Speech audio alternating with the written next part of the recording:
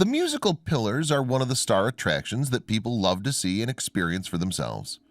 There are 56, which are called the Sa Re Ga Ma pillars. They all come in different sizes that allow them to ring with different musical notes when tapped. 7 larger pillars stand and help support the roof, while multiple smaller pillars surround them. People who visit can use their imagination to look back through time when important people may have struck the pillars with sandalwood sticks to create a glorious melody used in worship ceremonies. The ancient Maya people in Mesoamerica built some of the most impressive structures of the ancient world. These included many different temples that celebrated their diverse range of deities. The Temple of Inscriptions is one of the most famous and impressive feats of architecture from that time. Perhaps more remarkable for they found inside than anything. It lies deep in the jungles of Palenque, Mexico, but is visited by many independent researchers worldwide every year looking for answers. Like many temples in the Maya world, this one was constructed atop a pyramid-shaped structure with 8 steps and multiple passages and pillars. Instead of being bare stone structure like other civilizations in the area we're famous for, this and other temples were covered with stucco and painted red originally. Of course, not much of this glorious exterior still exists today. The inscriptions that give this temple its name include 617 different pictures or icons that were carved into massive tablets inside the temple itself. This interior positioning is probably why they survived all the centuries since they were created. The Temple of Inscriptions constitutes the second largest collection of these carvings or glyphs that still exist from the Maya world. It took approximately 60 years for the archaeologists and historians to translate the inscriptions completely. They tell stories about historical events and indicate that they'll repeat in the future for all time. Guillermo Bernal Romero, an expert from the National Autonomous University in Mexico, figured out that the main glyphs meant the House of the 9 Sharpened Spears in 2015. Besides the impressive inscriptions, the temple also contains an important crypt within the pyramid base. Researchers believe that an important leader named Pakal, who ruled for almost 7 decades in the 600 CE, is buried there. The glyph for cutting edge was found on the tomb and contributed to the greater understanding of the inscriptions found above in the temple. As with all ancient language translations, the Maya glyphs were figured out piecemeal due to clues across many different archaeological sites. Here at the temple, understanding of the cutting edge glyph led to improved translations of many military actions during the time when the temple was active. The name or title, the House of the 9 Sharpened Spears, makes sense because the tomb wall has carvings of 9 warriors protecting the leader after his death. Pakal had been ruler since he turned 12 years old and lived a very long life. He was preceded by his mother, who ruled in his stead until he was old enough, according to the understanding of the Maya people. For 68 years he ruled as king, which makes him one of the most long-lived rulers in the history of that civilization and other groups across the Western world. This is largely ignored by Mayan archaeologists as a curiosity. Archaeological and historical research into his reign indicates that many of the impressive temples, palaces, and outposts were constructed in those days. The Temple of Inscriptions is what lie inside as the most remarkable discovery to ever come out of the Mayan kingdom. Nefarious groups, and now well documented, destroyed the Temple Baal in 2015, which left the world without this impressive piece of architecture and history that can never be replaced. It existed as a unique blend of Eastern and Greco-Roman architecture that borrowed from multiple Mediterranean styles that existed across the ancient world. The construction process began in 32 CE and continued for decades afterward.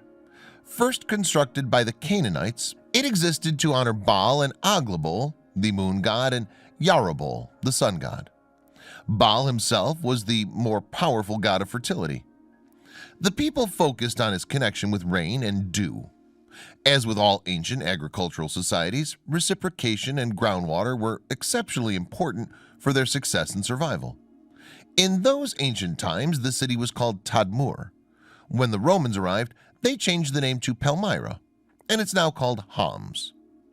The architectural design of the temple itself is predominantly Eastern, although it takes certain characteristics from the Roman, who came and affected the additional construction that occurred later on. For example, it has a European roof, Corinthian styling, and decorative friezes. The multiple individual shrines within the complex are evidence of the Eastern style. As with many ancient temples, the entire complex exists within a walled area that forms a giant rectangle approximately 670 feet long.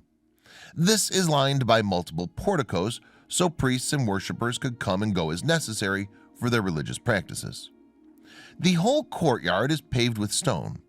Very little of this remains other than part of the main gate and some of the courtyard floor. The destruction of this temple ruined a very important piece of the history of this region of the world. The temple itself stands atop a tiered platform, which is surrounded by the Corinthian columns.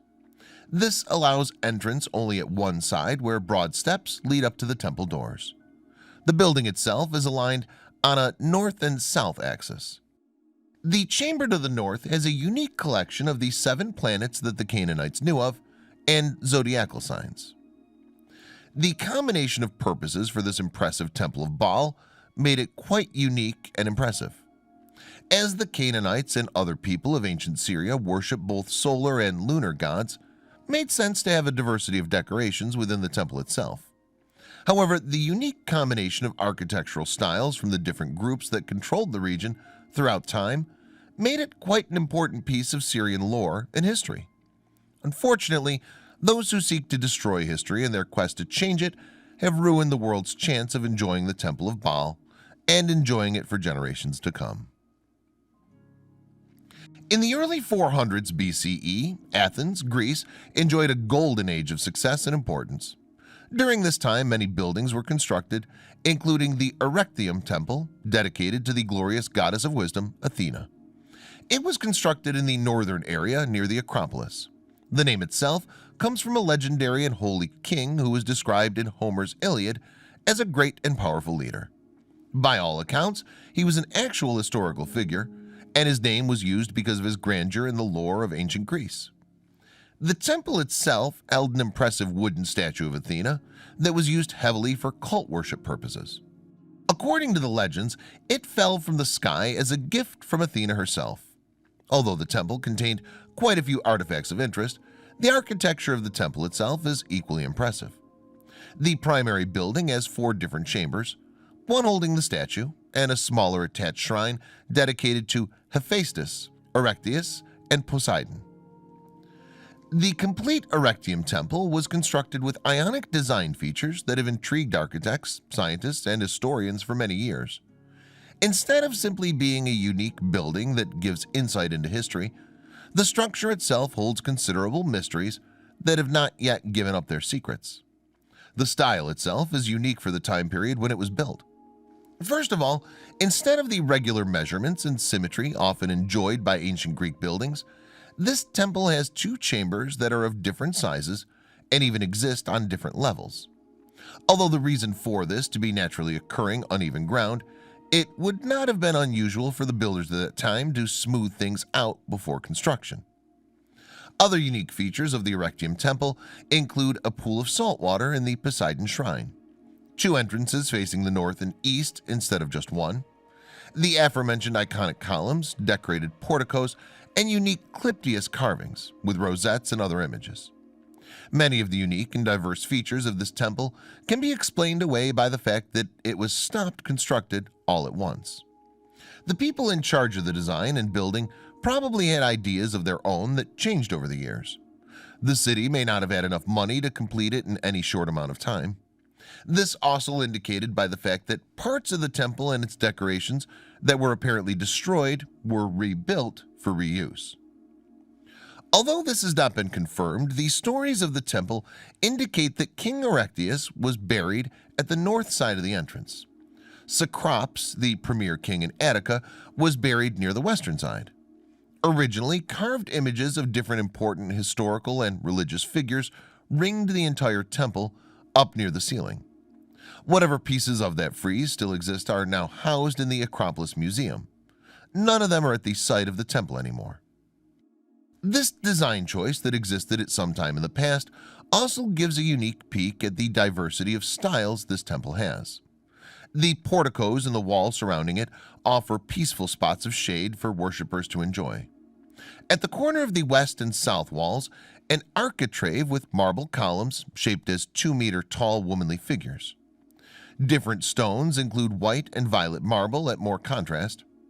Delicate columns arise from massive bases, which have complex and angled designs in contrast to this broad and smooth plains of the steps. Whenever each part of the Erectium temple was built, and whoever organized and completed its design and construction, it stands as one of the most unique and intriguing temples in the world today. There's no doubt that its size and style make it exceptionally grand and beautiful. While changes have taken place over multiple centuries, including a reimagining in the 600 CE as the Holy Mary Christian Church, a later palace during the Ottoman Empire control, and even a harem building for a Turkish ruler, it has since been restored to its former Grecian glory. The Temple of Seti I in Egypt has undergone the most restoration work of many of the other important historical locations around ancient Egypt. Seti I, who ruled from 1294 to 1279 BCE, began the construction of this temple, but it was only finished when Ramses II, his son, ruled after him. Because the temple is so old, it's impressive that any of it still stands today. Unfortunately, parts of it, including the large pylon in the middle, have been lost to time. The temple itself consists of 2 large courtyards and 2 hypostyle halls, one made by each of the kings. Both are decorated by a lot of carved reliefs depicting scenes such as the Osiris worship and the destruction of fierce enemies. The temple itself focuses on 7 different gods: Isis, Osiris, Horus, Amun-Re, Re-Horakti, Re, Ptah, and Memphis. A side sanctuary was also built to honor Seti the king. The original focus was on Osiris alone, but it expanded in use under the reign of Seti I and his son. The temple itself is part of Abydos, an ancient Egyptian necropolis, which is a figurative city of the dead where many important people were buried. The temple is not visited as frequently as others along the Nile, but they do give tourists a very interesting glimpse into the era's unique artistic style and colorful paintings on the ceilings and walls. The architecture itself is quite impressive, with sculpted columns and intriguing altarpieces. The Temple of Seti was constructed from limestone. The different buildings and chambers that create the entire structure exist on 3 different levels. As mentioned above, the 7 different deities worshipped here each had their own small sanctuary within the main temple building. They have individual doorways that lead to adjacent esoteric rooms. In many other temples across Egypt, these individual chapels to the gods and goddesses would exist in a continuous chain so that visitors would have to walk through one to get to the other. The side-by-side instruction technique is therefore unique. The second hall is accessible through the 7 doors of these individual sanctuaries. The stone roof is supported by 36 columns that line up along the aisles in a similar way as the first hall. These are decorated with carved papyrus motifs and mimic the look of tree trunks in some cases. Not all of the columns have the same type of capitals near the roofline. The 7 sanctuaries that stem from this hall, which are also dedicated to the various gods and rulers, were likewise decorated with carved columns, reliefs, and colorful paintings that indicated not only interesting things about the worship of these deities, but also the name of Seti I himself. Each would contain a sacred bark with a picture of the god or goddess painted on it. As intriguing as all of these specific sanctuaries and columned halls are, the Temple of Seti I is also well known for a sloped corridor called the Gallery of the Kings. This holds one of the most unique and detailed records of the rulers who watched over ancient Egypt in those days. It's called the Abydos Pharaoh List and has been studied extensively by historians for many years. Not only is this an excellent record for people to study today, it originally gave Seti and Ramses an excellent opportunity to position themselves as important in the historical record. The image shows Seti burning incense alongside his son Ramses, reading from a scroll amid the vast list of pharaohs. It catalogs history from Menes, the first Egyptian ruler, all the way to Seti himself, with gaps for illegitimate or temporary kings. As the oldest temple in the Lake Nasser area, the Temple of Amanda has been considered historically important. This is true due to the quality and quantity of the inscriptions contained within. They give a unique look back into events that happened during the reign of Amenhotep II. One example includes a relatively detailed description of a military force entering Asia in order to capture rebel chieftains. They were brought back and hung of the walls of Thebes to demonstrate Egypt's might and power. Another historical record comes from the reign of Merenptah, Ramses II's son, triumphed over a Libyan military action and kept Nubia safe. The original temple was built by Amenhotep II and his father Thutmose III during the 18th dynasty in ancient Egypt. It lies approximately 100 kilometers to the south of the Nile's High Dam. As with many large construction projects in Egypt, part of it was built by their successor, including Seti I. Kept some of the building associated with the temple, and especially restoration projects that occurred under Ramses II, are not considered as precise and stylish as the original architecture efforts. This may have been due to the lack of local talent, or simply because the king was so busy having temples and other important buildings constructed in other locations around the kingdom. The Temple of Amada holds unique architectural accents, along with the historical steel and paintings. One of these is a massive pylon that offers entrance into a hypostyle hall that's crafted from sandstone. It also features a type of Doric columns leading to a rear courtyard, brick walls, a hall with 12 pillars supporting the roof, and a series of shorter walls in between the columns. All of these things exist extraneous lead from the inner temple itself that holds the historical records mentioned above. The temple has smaller shrines and sanctuaries dedicated to placing offerings for the gods it celebrates. Of course, the entire thing is constructed from sandstone, which is the most popular building material in the entire Nubia region. Although the architectural style is intriguing, it does not differ enough from other Nubia or nearby temples to be historically important on its own. The reliefs inside the temple provide most of the value for archaeologists and researchers. As with most ancient Egyptian depictions of rulers and deities, these reliefs show somatic elements that involve scenes of worship in sequence. For example, one image shows Thutmose III worshiping Amun-Re and Amenhotep II worshiping Re-Horakti. Although there were originally images of Amun throughout the temple, a later pharaoh, Thutmose IV, was a greater fan of the god Aten and decided to destroy images of the one he did not like. Ramses II attempted to restore them, but they don't hold the same quality as the original reliefs. Of course, very few ancient temples were untouched by Christian hands when the Europeans descended on Egypt. The Temple of Amada became the site of a Christian church, which partially destroyed some of the building. Instead of destroying the reliefs that depicted the heathen gods, they used plaster to cover them up, rather than keeping them away like Thutmose IV did. This could be part of the reason why they're still visible today. The plaster protected them from time and erosion.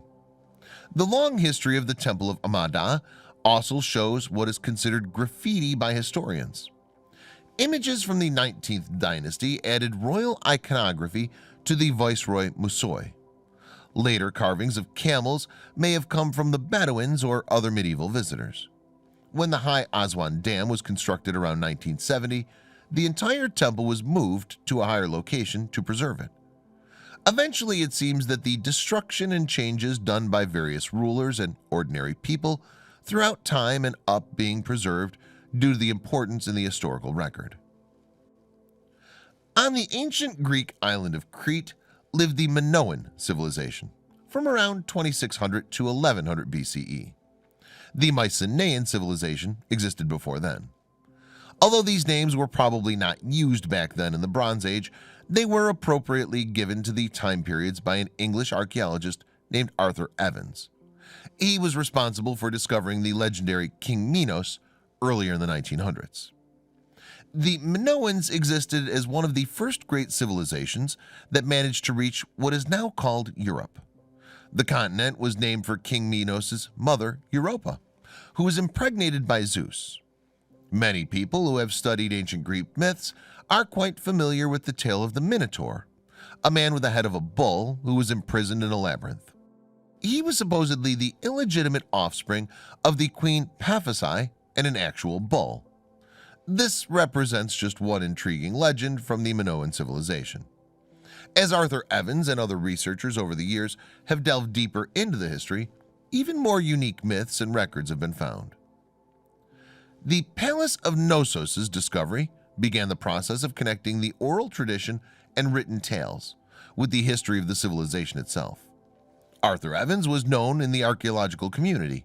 He had quite a lot of money and fame, which allowed him to travel the world, purchase land of archaeological importance, and study it at his leisure. The person who discovered this palace in 1878 was called Kalokairenos. He studied, bought, and sold antiques in Greece at the time. The tale of the Minotaur and the labyrinth undoubtedly got some of its details from the Palace of Knossos itself. The complex stretched some 20,000 meters in length, had many chambers dedicated to politics and religion, was laid out in a rather maze-like fashion, and had over 1,000 halls and rooms in total. The palace itself ranged from 1 story up to 5 stories and included a functional plumbing system with running water and a way to carry waste away from the living quarters.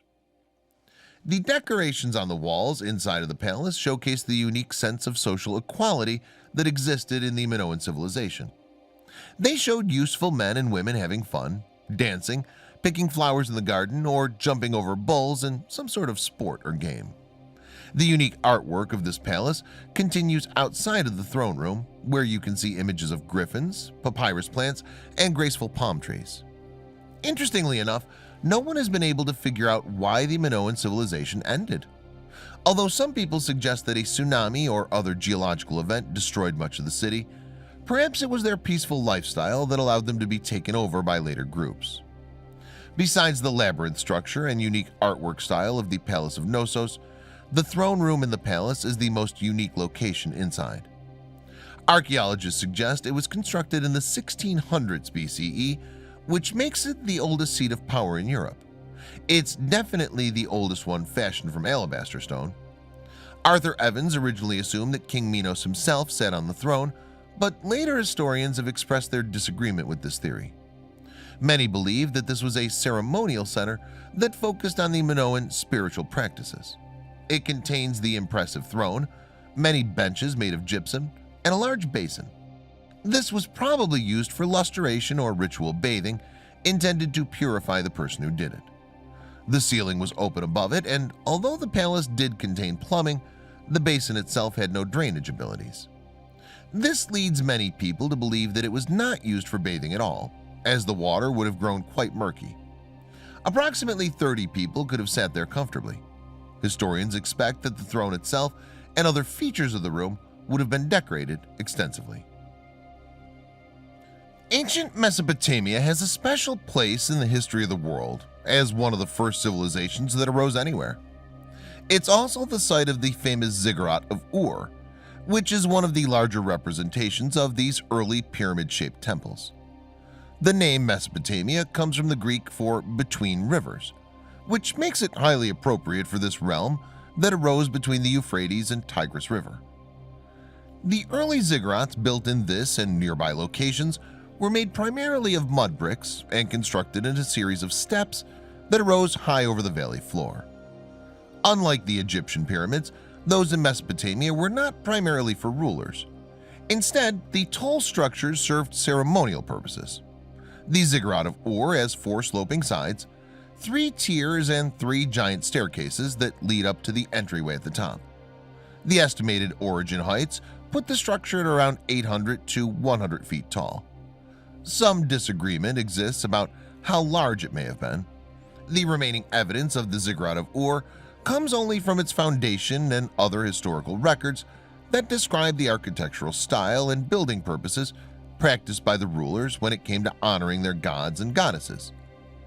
It was built in approximately 2000 BCE as a place of worship and honor for the moon god named Nana. The Mesopotamians who lived in Ur took him, the so-called Lord of Wisdom, as their patron deity. He was also called the father or chief of all the gods. It seems quite obvious why the people who lived there at the time would have constructed one of their most outstanding buildings to the most important deity in their pantheon. Nana was a direct son of Enlil and Nanlil, the lord of air and earth and the goddess guardian of destiny. His parents were essentially the source of most deities and spiritual beliefs in Mesopotamia. It would make sense for the people to spend so much time, materials, and energy constructing such a massive temple in his honor. As important as the ziggurat was, it went to various incantations over the centuries. King Ur-Nammu rebuilt the structure a few decades after it was originally constructed. Various people, such as the Elamites, destroyed it during their quest for power in the region, and it was rebuilt again by Nebuchadnezzar II. It wasn't until the 1850s that it was discovered by William Kennett Loftus. In the 1920s, Sir Leonard Woolley began more serious excavation at the Ziggurat of Ur location. Compared to other structures from this ancient civilization, it's surprisingly well preserved, perhaps because it was rebuilt multiple times in the past. The well-known Ziggurat of Ur underwent an additional restoration project in the 1970s. Historians and archaeologists believe that Ur is one of the initial locations where all civilization began. The ancient times when people settled down, learned about agriculture and animal husbandry, and began to build massive structures in honor of their deities matters to the history of the world. Around 4000 BC in Malta, the great rulers of that early civilization believed in a pantheon of gods and goddesses and an afterlife. They ordered the building of the Hal-Saflieni Hypogeum as a part necropolis or city of the dead and part sanctuary.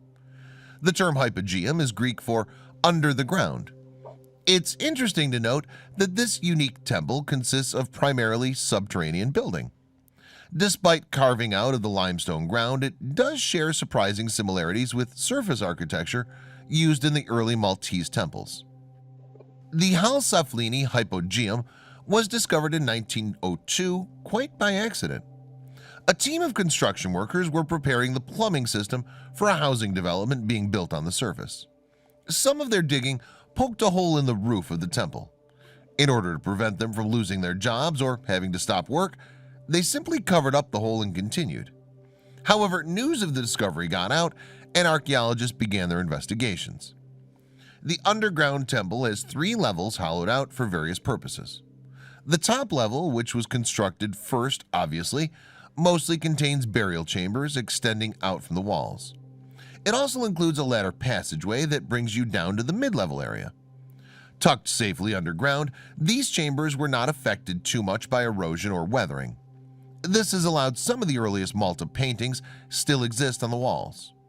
If you walk down 7 steps, you reach the lowest level, which held most of the loose artifacts discovered by the archaeologists. The objects found at Hal-Saflieni Hypogeum include both human and animal figurines in both realistic and iconic shapes. One of the most noteworthy is now called the Sleeping Lady, which most historians agree is a small statue of a goddess. In general, the figurines in the entire temple itself seem focused on honoring the dead and their passage to the afterlife in spirit form. Manuel Magri, working in conjunction with the Museums Committee, led the first archaeological expedition into Hal-Saflieni Hypogeum in 1903. Unfortunately, the lax habits of these early explorers led them to simply discard a lot of the artifacts, human remains, and other items found there. Magri traveled to Tunisia a few years later with his report on the Malta Temple. When he passed away in 1907, the report vanished. Different stories emerged about the purpose of this unique underground temple. Some call it a necropolis or burial chamber that held the remains of over 6,000 people. Others suggest that it's just the lowest levels of what used to be a large above-ground temple, or could be an entranceway to natural caves or catacombs that have not yet been discovered. The mirror of surface architecture flipped under the ground is sometimes called architecture in the negative. Why did the ancient people take such care to create these levels underground when it was undoubtedly easier to build them above? Another very odd feature of the Halsaflini hypogeum is its amazing acoustic attributes. These make many modern researchers believe that the temple may have had ceremonial purposes along with being a place to put the dead.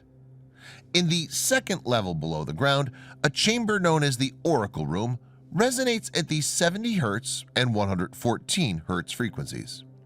Both drums and male voices can hit these levels, which creates an amazing echo or resonance that may contribute to the hypnotic or mystical qualities of ceremonial music. The last temple in the spectacular genre must certainly be Göbekli Tepe. Archaeologists detest that this is a temple, which they admit it is. They so badly wanted agriculture to be the foundation of religious worship, which it is clearly not, by a whopping 6,000 years earlier, farther back through time than any of the other. Göbekli Tepe was built in approximately 10,000 BCE, which gives such unique insight into the history of civilization as we know it on Earth. Today, the site rests only 15 kilometers from Şanlıurfa city. The temple itself is a collection of buildings focused on religious worship. There are round and oval buildings constructed on a hill. More exploration with higher technology, such as ground-penetrating radar, shows at least 20 structures in all. This whole thing together makes up the Göbekli Tepe temple. Each structure that's already been excavated features massive T-shaped pillars that may be anywhere from 3 to 6 meters tall. Each holds carvings of humans, animals, and semi-geometric shapes as decoration. One of the most mysterious aspects of these massive structures is the question about how they were carved, quarried, and transferred to this spot. 12,000 years ago, people worked with stone tools. Ordinary historical records show that most people were nomadic hunters and gatherers, and that agriculture and animal taming were in their infancy. Nevertheless, the people who lived in this area of what is now Turkey were able to extract these 10 to 20-ton pillars from the ground, shape them, and move them hundreds of meters away to reach the hilltop temple grounds. The number of workers that must have been necessary would have been astounding. Not only did they perform the above feats, but they also arranged the pillars in concentric circles. Complex is laid out with 6 T-shaped pillars at the circumference, stone walls connecting them, and larger pillars in the center of the ring. These rings measure up to 65 feet in diameter. Although more may be hiding or lost to time, over 200 pillars have already been discovered by the archaeologists. The archaeological importance of the Göbekli Tepe temple complex cannot be understated. In a time when most historians believe people were hunting game and gathering wild foods using only stone tools and primitive weaponry, the people who called this region their home were quarrying massive rocks and creating a religious compound. Some suggest the wildest method so they could perform these amazing feats. These inventive ideas are often repeated for other impressive sites all around the world, from the megaliths at Machu Picchu to the Egyptian pyramids and beyond. Although many people refuse to consider alternative ideas, many of the historical details about well-known temples and other structures seem to back up the idea that some sort of higher technology from a singular group was used. Not only were the massive stones cut and moved in ways that would not seem possible back then, but the megalithic structures themselves seem to match anywhere they are in the world. Although sites like Göbekli Tepe are still shrouded in mystery, many people are not quick to assume that ancient flying machines or alien technology was used in their construction. After all, what would be their purpose? Other ideas are equally mysterious. Some religious scholars suggest that this temple was part of the biblical Garden of Eden and is one of the sources of all life on Earth. Whatever the answer, it seems that the generally accepted historical record of what people were capable of doing at certain periods of prehistory is not entirely accurate. How can man create such amazing feats of construction like Göbekli Tepe in 10,000 BC? The dates simply don't match up to the expectations that researchers have when it comes to tool use and settled civilizations themselves. Science has dated the site, but it has a hard time making sense of the construction techniques, engravings, metalwork, and pottery found there. someone is wrong about something. Whether it's extraordinary odds or researchers simply don't know the truth about civilization's progress through history remains to be seen.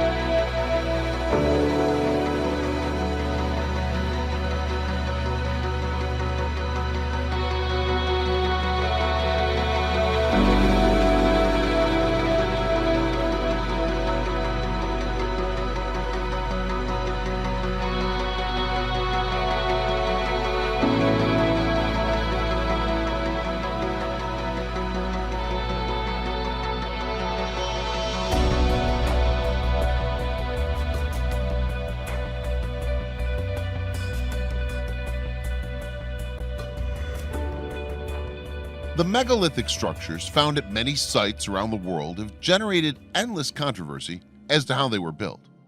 Conventional archaeologists, who dismiss the possibility of highly advanced civilizations in the remote past, insist that they were built solely with the use of primitive tools and brute force. Some of the structures, or parts of them, could have been built in this way. However, a number of engineers have stated that some features would be difficult, if not impossible, to duplicate today, even using the most advanced technology. The sheer weight and size of some of the stone blocks have prompted several researchers to wonder whether the ancient builders had mastered some form of levitation technology. Behind each structure you're about to see, from Japan to Saudi Arabia, there's a lot of mystery and intrigue that has puzzled even the best scientists. Asuka is a village nestled among the hills of the Nara prefecture of Kansai, Japan. The area is known for its many Buddhist temples, shrines, and statuary, but there are unusually shaped granite stones and stone-carved figures that still defy explanation. Apart from the Shimuzen Seki, a garden fixture carved to suggest Mount Sumeru of Buddhist mythology, or the male-female stone carving which likewise was designed as a fountain, the purposes originally associated with the other worked stones, bearing such names as Masuda no Iwafune, Sakafune Ishi, Kame Ishi, Miroku Ishi, Nimen Seki, etc., is unknown and does not fit with Buddhist-style sculpture or construction. They have been, for the most part, ignored by academics. Let's focus on the largest of those monuments. It's known as Masuda no Iwafune, which is said to mean rock ship of Masuda. The monument is 11 meters long, 8 meters wide, and 4.7 meters high, and weighs approximately 1,000 tons, carved from a single piece of granite. The upper surface is flat with a shallow trough and 2 square holes. At the base of the stone, there are protruding notches that are believed to be related to the process used by the builders to flatten the sides of the rock. It sits atop the steep incline of a hill near Okadera Station. Some believe the shape and contour of the rock is very compelling evidence for past alien encounters. In fact, most ancient astronaut researchers in the area believe Masuda no Afune is a replica of a godlike vehicle. Other researchers have speculated that it could be a piece of evidence that shows signs of an advanced technology in the past because of the skill involved in making it. Obviously, it's an incredibly advanced construction for its time.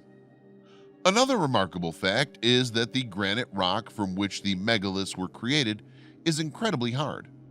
Even with modern equipment, it's very difficult to even apply a scratch to the surface. Locals believe in the magical powers of megaliths and try to avoid them, and many more will not touch the stones. Today, these stones still represent one of the greatest archaeological puzzles of Japan, because no archaeologist can state with certainty how old the Masuda no Wafune really is, or what its original function might have been. There are many more of these enigmatic features of ancient Japan that are, as of now, lost to the pages of history. Saywhite is an archaeological site 47 kilometers east of the city of Abancay, about 3 hours away from the city of Cusco, in the province of Abancay, in the region of Apurimac in Peru. To some historians, the site is regarded as a center of religious worship for Inca people. But beyond the ruins of the Inca temple are mysterious automobile-sized stones, which have clearly been shaped with an unknown technology. Whoever created the massive stones is another massive mystery. Although it's thought that the place was an Inca sanctuary, archaeologists are not sure the ancient Incans were the constructors. The stone is made of andesite, which is as hard as granite, and the Inca had at best bronze tools or meteorite iron hammers. This is why much doubt has been cast on the origins of the monuments and their archaeological site of Saywhite. This intricate stone block is adorned with more than 200 zoomorphic and geometric figures, which together compose something like a 3D relief. The entire rock itself is even formed in the shape of a feline head. It's said to have been transported to the hill since it's not a natural outcrop. Some carvings represent geographical figures and human constructions, while making use of certain shapes natural to the rock formation.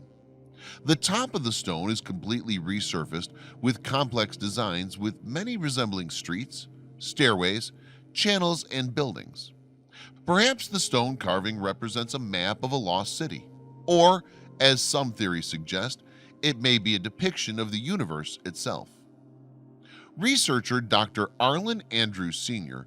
believes the monolith was used as a scale model to design, develop, test, and document the water flow for public water projects, and to teach ancient engineers and technicians the concepts and practices required.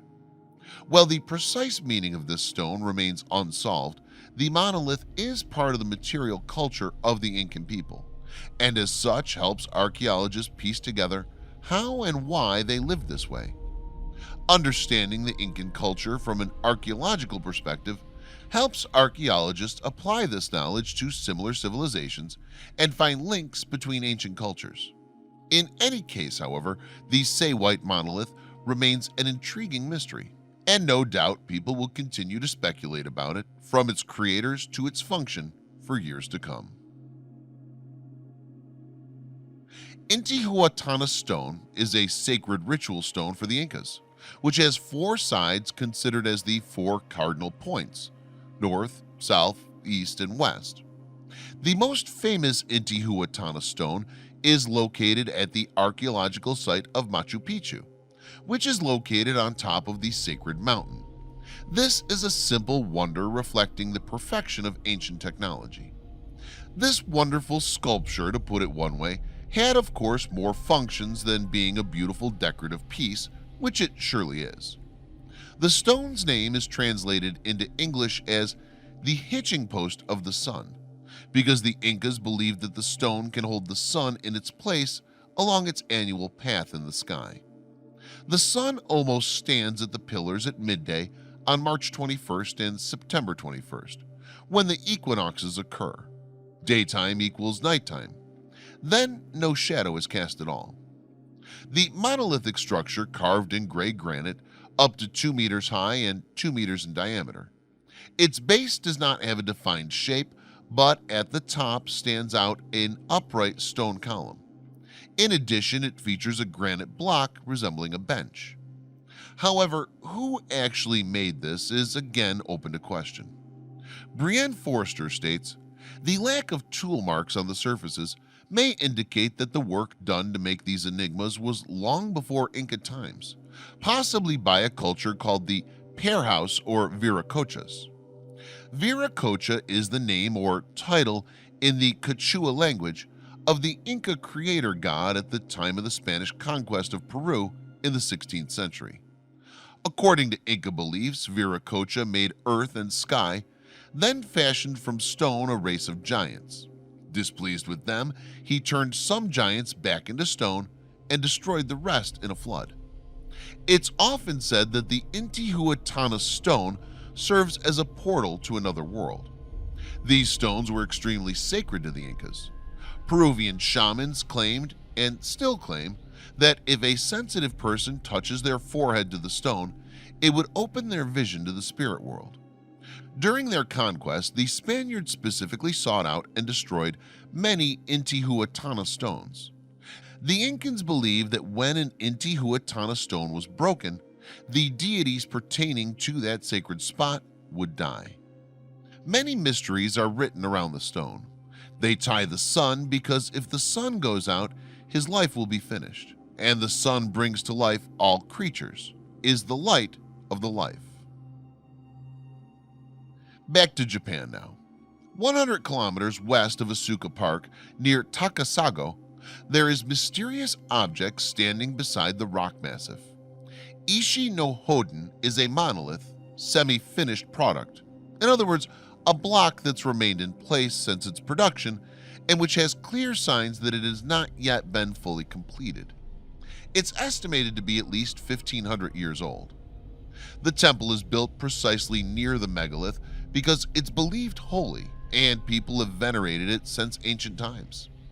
The official version is that the rock was meant to be a tomb, but there's no scientific information as to who built it nor what its true purpose is. The mysterious cube monument is dug out of the surrounding rock, similar to the rock churches in Ethiopia. The makers skillfully position the stone to appear as if it's actually hovering above the pool of water it stands in, with the overall structure being situated in an old quarry. It's known as one of the greatest enigmas of Japan's ancient history, and is now worshipped as the god of a Shiko Jinja Shinto shrine. Although the structure of the top is concealed by pine trees, it's thought that there may be two holes like Masada no Iwafune and Kengo Shizuka Kofun. Some say that it's supposed to show a sky ship with a long-gone people coming down from heaven. The stone is 5.6 meters high, 6.5 meters wide, and 7.5 meters deep, with a weight of 500 tons. This makes the stone larger than any of the stones used in the Great Pyramid of Giza, the largest of which was 80 tons, while the typical large base stones of that pyramid were 6 to 10 tons. There are no regular traces or drills or chisels on Ishi no Hoden. This surface character again raises questions about a certain type of mechanical tool that does not spoil, but simply crushes or grinds the material. Even seeing the difference between the surfaces of Masudu Iwafune and Ishi no Hoden, it's quite possible that the same tool was used when machining both objects. The stone monument was built from hyalocastite stone, which is a volcanic rock consisting of glassy large pieces contained in a fine-grained matrix dominated by glassy shards or smaller pieces. Something like this might lead us to speculate on a melting process with high technologies. Because of the enormous size alone, it's safe to assume that it was built by a technologically developed civilization, and with its overwhelming presence and its mystique, it continues to fascinate people even today. There are many strange sites in the Arabian Peninsula that might puzzle even the most well-traveled researcher. One of them is Al Nasla Rock Formation. This rock is split through the middle by a clean and straight crack, which looks almost as if the rock was sliced with a laser. It's located in Tema Oasis, Saudi Arabia. Archaeologists have also discovered cuneiform inscriptions which are possibly dating from the 6th century BCE at the oasis city. They show Al Nasla was a major trade route in antiquity and was once the dwelling place of a Babylonian king, Nabonidus. It's referenced in both Assyrian and biblical sources as a trading post and is also known for abundant rock art made as much as 4,000 years ago. Just imagine walking around in the desert, exploring the unknown, and you come across a massive standing stone split in half by a perfect line. What would be the first thing that jumps to your mind? The rock was discovered in 1833 by Charles Huver, and it's been at the heart of many theories and controversy since then. There have been numerous speculations to ascertain the reason and the method of the cut, However, the mystery of this megalith is still as shrouded as it was at the time of its discovery. One of the vertical fields is flat, almost like it's been cut by a modern device. Could it have been worked on at some point with some sort of precise ancient tool? Taking a closer look at the stone of El Nasla, you cannot help but wonder what its true purpose was. Is the split in the rock really a result of the forces of nature, as some experts suggest? Or is it possible that just as there are many other ancient places on Earth, dating back thousands of years, featuring precision cuts, this stone too was crafted by an unknown technology? Uniquely, in each of the lower parts of the El Nasla stone, it looks like a buffer is formed by rocks that are much smaller or similar to a shock absorber, which prevents it from touching the ground. This has made archaeologists shake their heads in puzzlement, and many continue to try to solve the mystery to this day. Today, this part of the Saudi Arabian desert is still under investigation for archaeological remains. Of course, the last question we should ask is, how long the rocks will remain balanced? Before the advent of Islam, Afghanistan was an important center of Buddhist teaching. To find remnants of this Buddhist past, one has to search extremely thoroughly. The once rich excavation sites have turned to rubble after decades of neglect. One of these remnants and lesser-known curiosities of Afghanistan is the Takht-e-Rostam Monument in Samangan province, between Mazar-e-Sharif and Kunduz in the north. This stupa was named after Rustam III, the Persian ruler of the Bavan dynasty. Unlike others, this stupa has not been mounted above ground, but it's been carved into the ground in a style that, again, resembles the monolithic churches of Ethiopia. The dome-shaped structure of the highly polished limestone, 8 meters high and 28 meters across, is encircled by a 2-meter wide passageway at its foot, which was used by pilgrims for circumambulation. Historicity of the town is dated to the Kushan dynasty reign during the 4th and 5th centuries. It represents the earliest link to the evolution of Buddhist architecture in Afghanistan. The monastery of the major Buddhist tradition, the Theravada Buddhism, has 5 chambers. 2 are sanctuaries and 1 is a domed ceiling with an intricate lotus leaf beautification. There are several caves at the base of the stupa. Above one of the caves, there's a square building with 2 conference halls. One is 22 meters square and the other is circular. In one of these caves, archaeological excavations have revealed a cache of Ghaznavid coins. One must ask, how could Buddhists have built this strange and mysterious building? But if you do, you probably won't find an answer. There are very few records of how this place was constructed or how long it took to make. Historians have proposed 2 possible reasons why the stupa has been carved in the ground instead of being built above the ground. One explanation is that it could have been done for the purpose of camouflage to protect the monastery from invaders. Another much more mundane explanation states that it's simply been done to escape the excessive hot and cold climate extremes of Afghanistan.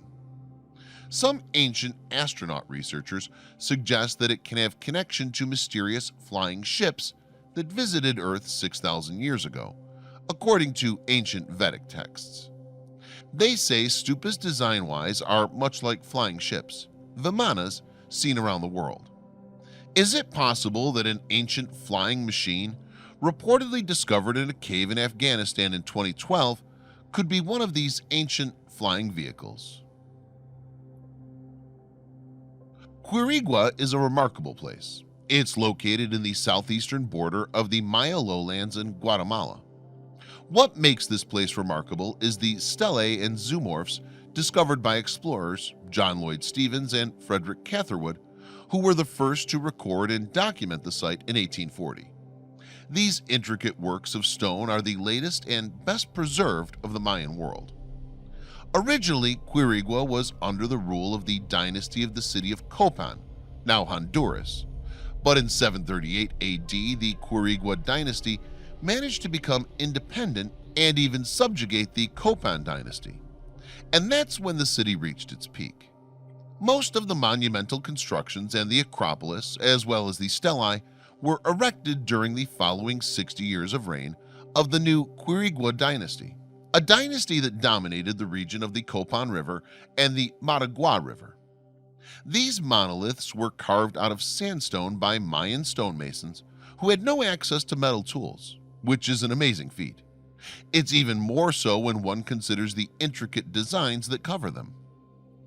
Zoomorph P is the largest of the Zoomorpho at Quirigua, and according to some, it's the greatest Mesoamerican monument ever discovered. Weighing over 20 tons, it stands 2 meters tall, measures 3.5 meters wide, and 3 meters long. It provides a surface area of about 402 meters, or 1,314 feet, and every square centimeter is engraved with information. You'll see Zoomorph P marries two key principles. Firstly, the king rests in the jaws of a mythical beast. Secondly, he holds the mannequin scepter and shield, which is shown on many of the stelae. One interpretation of this scene is that it's meant to be a reenactment of the creation of man. Explorer Maudslay nicknamed it the Great Turtle. It weighs around 20 tons. The design of this zoomorph is incredibly intricate, and the whole monument is covered with skillfully executed sculpture. It's located in the Ball Court Plaza, just south of the Ball Court. Zoomorph P is accompanied by an altar depicting an unidentified deity leaping from a split in the earth. A hieroglyph text on the zoomorph describes the founding of Quirigua under the supervision of the King of Copan. Traces of red pigment have been found on this monument, suggesting that it was originally painted red. John Lloyd Stephens and Frederick Catherwood's books on Quirigua makes for some fascinating reading. After they discovered the place, they were followed by Alfred Maudslay in the 1880s and 90s, who documented the site through his excellent photographic methods. Sylvanus Morley started systematic excavations in the early 1900s. Excavation and consolidation continued in the 1970s and 80s.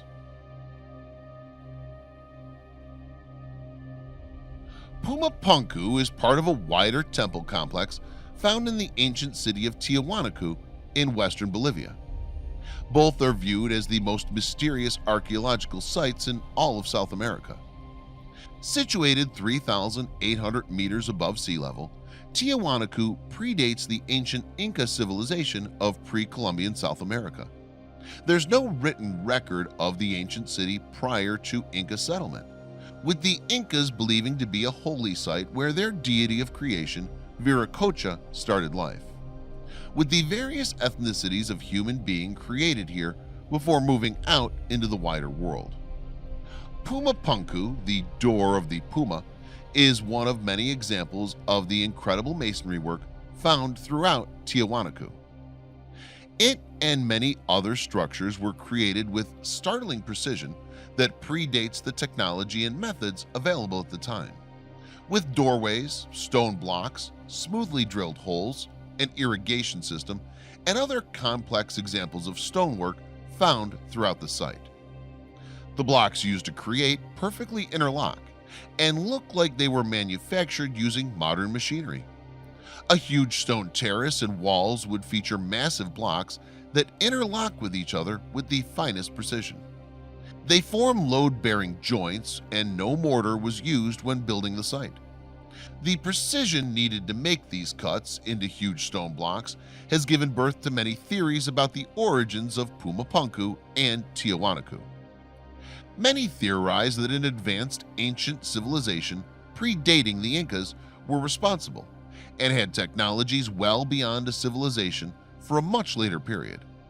We know Incas didn't have the capabilities to pull off such feats of engineering. How could a civilization that predates them by hundreds of years do so? According to engineers, one of the largest single stones ever to be moved and put into building anywhere on Earth, about 400 tons, was transported to Tiahuanaco from a quarry over 200 miles away. This feat is more incredible when one realizes the route of transport was through a mountain range up to 15,000 feet. They've amazed countless travelers such as the Spanish chronicler Pedro Cieza de Leon, who observed that some of these stones are very worn and washed, and there are others so large that one wonders how human hands could have brought them to where they now stand. When one considers the work, I cannot understand or fathom what kind of instruments or tools were used to work them, for it's evident that before these huge stones were dressed and brought to perfection, they must have been much larger to have been left as we see them. I would say that I consider this the oldest antiquity in all of Peru. Other stones at Pumapunku contain inexplicable grooves and niches. Some researchers have speculated they may have used metal clamps. To create these clamps, the construction workers would have had to deploy a portable furnace to pour the molten liquid metal into the grooves. Any delay could solidify the metal, beating the purpose of melting it. Therefore, evidently, the constructors of Pumapunku not only were well versed with the science of metal making, but also they were advanced enough that they could create a portable furnace device to achieve the technique of clamping. Here we see stone pillars with meticulously carved grooves in them. The precision and accuracy with which these grooves have been created is incredible given the time. What's more remarkable is that they show signs of tooling and machining. It's been speculated that only diamond-tipped tools could have cut through the unforgiving diorite. However, that subject also has much debate. How such massive stone blocks were carried to the site is a topic of debate, and whilst giant seems to be a wilder theory, it's certainly one that carries some weight when considering how the creators of this place managed to move these huge blocks. This would involve carrying stone blocks weighing several dozen tons, many miles, and up a steep mountain incline. The mainstream theory is that a labor force from the ancient settlers of Tiahuanaco completed the task, but what techniques they could have used remains hotly disputed given the complex route to the site. The largest stone blocks used in Pumapunku are around 7.8 meters long, 5 meters wide, and roughly a meter thick, with an average weight estimated to be 131 tons. The site is 2 miles above sea level. There's no evidence of the wheel in Tiahuanacan culture, and there are no trees in the area to use as rollers. The feat of moving the stones for 10 miles, let alone 90, would be an incredible achievement. Interestingly, the age of the site has also been hotly debated over the years. After its original discovery by explorer Arthur Poznański, the site was dated to around 15,000 BC. He based this finding on the astronomical alignment of the main temple, which acts as a sort of sundial based on the sun's positioning. During his time there, the sunrise didn't follow the alignment of the temple's cornerstone as expected, leading him to calculate that the sunrise would follow the proper alignment 17,000 years prior. However, modern radiocarbon dating places it as much more recent construction, sometime around AD 600, although many cite these findings as inaccurate and unreliable. Tiahuanaco seems to have faced a sudden, catastrophic end. In the layers of rock that date to the same time, now extinct species of plants and animals can be found mixed in with human skeletal remains. Everything seems to be jumbled together, as if a tidal wave or some other event caused major changes on the Earth's surface, including the life that inhabited it. This gives credence to the theory that a global flood, found throughout mythology, did occur. Ollantaytambo is a town found 72 kilometers from the city of Cusco, Peru, that has a prominent archaeological site with some incredible megalithic structures. Situated 2,792 meters above sea level, it's the starting point of the historical Sacred Valley, a prominent tourist route that leads to Peru's famous Inca archaeological sites, including Machu Picchu, Pisac, Chinchero, and Ollantaytambo itself. This ancient marvel of engineering is believed to have been built around 1440 AD by Inca Emperor Pachacuti. However, many researchers believe that this ancient site dates back much further in time than we can imagine. There are many noteworthy structures in Ollantaytambo, including the Temple Hill. Made from huge stone blocks that weigh some 50 tons, the heaviest are thought to weigh as much as 150 tons. They were placed with such precision, using a cut and fit method that no mortar was needed, a common fixture of architecture in Peru. Modern technology can't even lift some of the stones, let alone position them such that a human hair cannot fit through. Clearly, the techniques used to produce these features has been lost to modern science. Yet it's evident of how advanced ancient peoples were. Soft stones could also explain the precision fit. The stones would settle by their own weight and the weight of the ones on top, thereby squeezing into any gaps. The protrusions could be formed by making marks in the support structure that would be necessary to prevent uncontrolled movement of the material at the outer face of the wall. Amazingly, the stones used for this megalithic structure are thought to be quarried from a mountaintop quarry about 7 miles from Ollantaytambo. This means that the stones would need to be lowered down a steep portion of the mountain or transported over River Canyon with near vertical rock walls. This method would then require the blocks to be lifted back up another portion of the mountain to the site of the town. Given the technological limitations of the time, a remarkable achievement if true. Advocates of such push and shove technique point out that the remains of a ramp do exist, leading up to the hillside, and that furthermore numerous stones, the so-called tired stones, which never made it to the top, can be seen lying at the foot of the ramp. Unfortunately, this evidence only explains the stones that did not get up to the ramp. It tells us nothing about the stones which we see at the top of the hill. It's not beyond the realms of possibility that the megalithic structures already existed in Inca times, and that the ramp and tired stones represent the efforts of the Incas to emulate what they saw.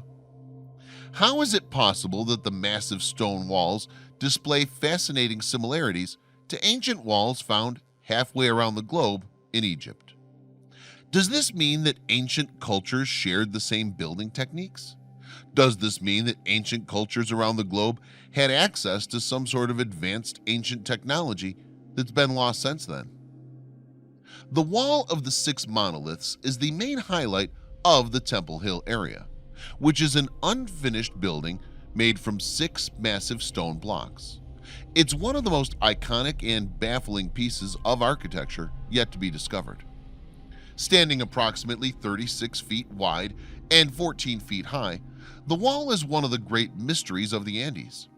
It consists of 6 massive andesite monoliths, which are curiously divided by small strips, which seem to serve little purpose other than to add a modern riveted steel effect to this ancient wall. The rocks are all masterfully crafted to leave not even a paper-thin crack between them. We can easily see where they were carved from the rock face on the other side of the valley. Several questions arise from even a cursory examination, though. The cut marks are perfectly square. You would think that the stone would be knocked out of the rock face and then squared. That's how modern stone cutters would do it. Not so here. It almost looks as if the rock was scraped off the mountain face. Secondly, the surface of the cuts is glassy smooth, not rough the way you'd expect sawn or chiseled surfaces to be. Also, why did they cut the rocks from a place that are sometimes up to 130 feet above the floor of the valley? It would be akin to taking an incredibly difficult job and making it 100 times harder just for the fun of it. There is one interesting theory, and that is levitation. Unfortunately, science has still not been able to figure out how to levitate large, heavier objects. Yet, history suggests the ancient civilizations might have already cracked this secret in their building of the pyramids and other megalithic monuments. Did they have some advanced form of sound levitation to move 1,000-ton stones? A task that present-day builders admit would be difficult even with the use of modern cranes? Another interesting find lay on the bottom from where these rocks were cut out of. we find strange but precise crisscross patterns. The pattern that we see appears to be a trace left by some kind of machinery that was left behind at the time these slabs were being removed. Possibly these marks could have been created by some kind of laser or saw machine. So yes, this could be one of the most clear pieces of evidence that the ancients did in fact use some sort of advanced technology at the time they were cutting, removing, and shaping these incredible rocks. There are also several unused stone blocks scattered around the area that show most of the Temple Hill center was incomplete when the town was abandoned. Other blocks look to have been removed from the walls in the area too, suggesting that a major reconstruction project may have begun at some point. Further afield from the town are several storehouses built for the farmers working along the winding terraces that surround Ollantaytambo. There's also a road that the Incas built that connected Ollantaytambo to Machu Picchu and Pisac, which is used today for the many tourists trekking through Peru's most famous Inca sites. Is this evidence of an advanced, now lost worldwide civilization that spread throughout the world and allowed its mystery builders to cut with laser-like precision, intricately carve and transport massive rocks weighing over hundreds of tons in weight? Is this evidence of an ancient alien civilization that came to Earth many thousands of years ago and helped mankind evolve? Or is it simply the ingenuity of mankind? Thanks for watching. Leave a like and hit the bell button to stay notified.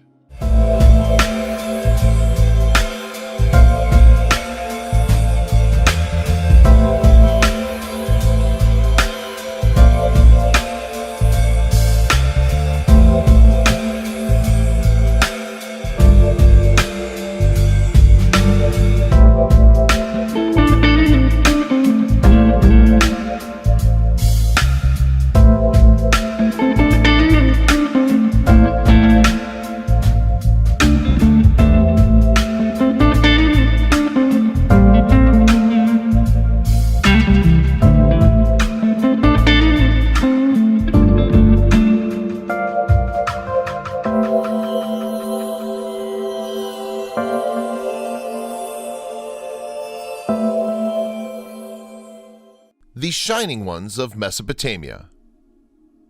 What or who are the Shining Ones? It's possibly the biggest question to come out of Mesopotamia. It's such a unique, specific terminology to describe a group of beings, entities, or deities. However, the Shining Ones, as they're referred to in so many ancient cultures and texts, all supposedly independent from each other. They're often given specific names in those cultures, yet their nickname, the Shining Ones, whatever the attribution of shining means, is a nickname that stuck across vast distances and epochs. In Mesopotamia, they were referred to as the Apkallu, the Anunnaki, or Urshu. Generally, they're described as serpent beings, seven sages, fish beings, feathered serpents, angels, watchers, or elders. In ancient Egypt, they went by the name of Neteru or Shemsu Hor. The Dogon culture spin-off from Egypt, they were called the Nomos. In India, they bore names like Devas or Nagas. Biblical accounts give them or their descendants names like Elohim, Nephilim, Gibborim, Seraphim, or Rephaim. Whether world mythologies, religious, or ancient historical texts, there is repetitive, specific references to a group of divinity known as the Shining Ones. They're often presented as gifted individuals, preservers of ancient knowledge. They're often described as amazing deities who created mankind and walked among humans. At the same time, they are also described as serpent, fish-like, angels, or birdmen. However, the Apkallu, certainly in later Babylonian times, may have simply been some priesthood reenacting rituals associated with the original Shining Ones. Mythology, oral history, and symbolism may well be the only method of knowledge-keeping that lasts the ravages of time. Texts degrade, maybe they last millennia, but eventually all disintegrate. Mythology and symbolism is not a perfect record-keeping mechanism. It morphs over long epochs, yet it does also preserve a core remnant of the original thought process. Clearly this works, or we wouldn't see serpent mythology on a global scale, or knowledge of a mysterious group known in antiquity as the Shining Ones touch every corner of the planet. Eventually, patriarchy took control of the planet literally, most certainly from the time of the Romans onwards. Knowledge of the Shining Ones and their wisdom was effectively cleansed. The church tried to erase everything they could from history, at least from public view.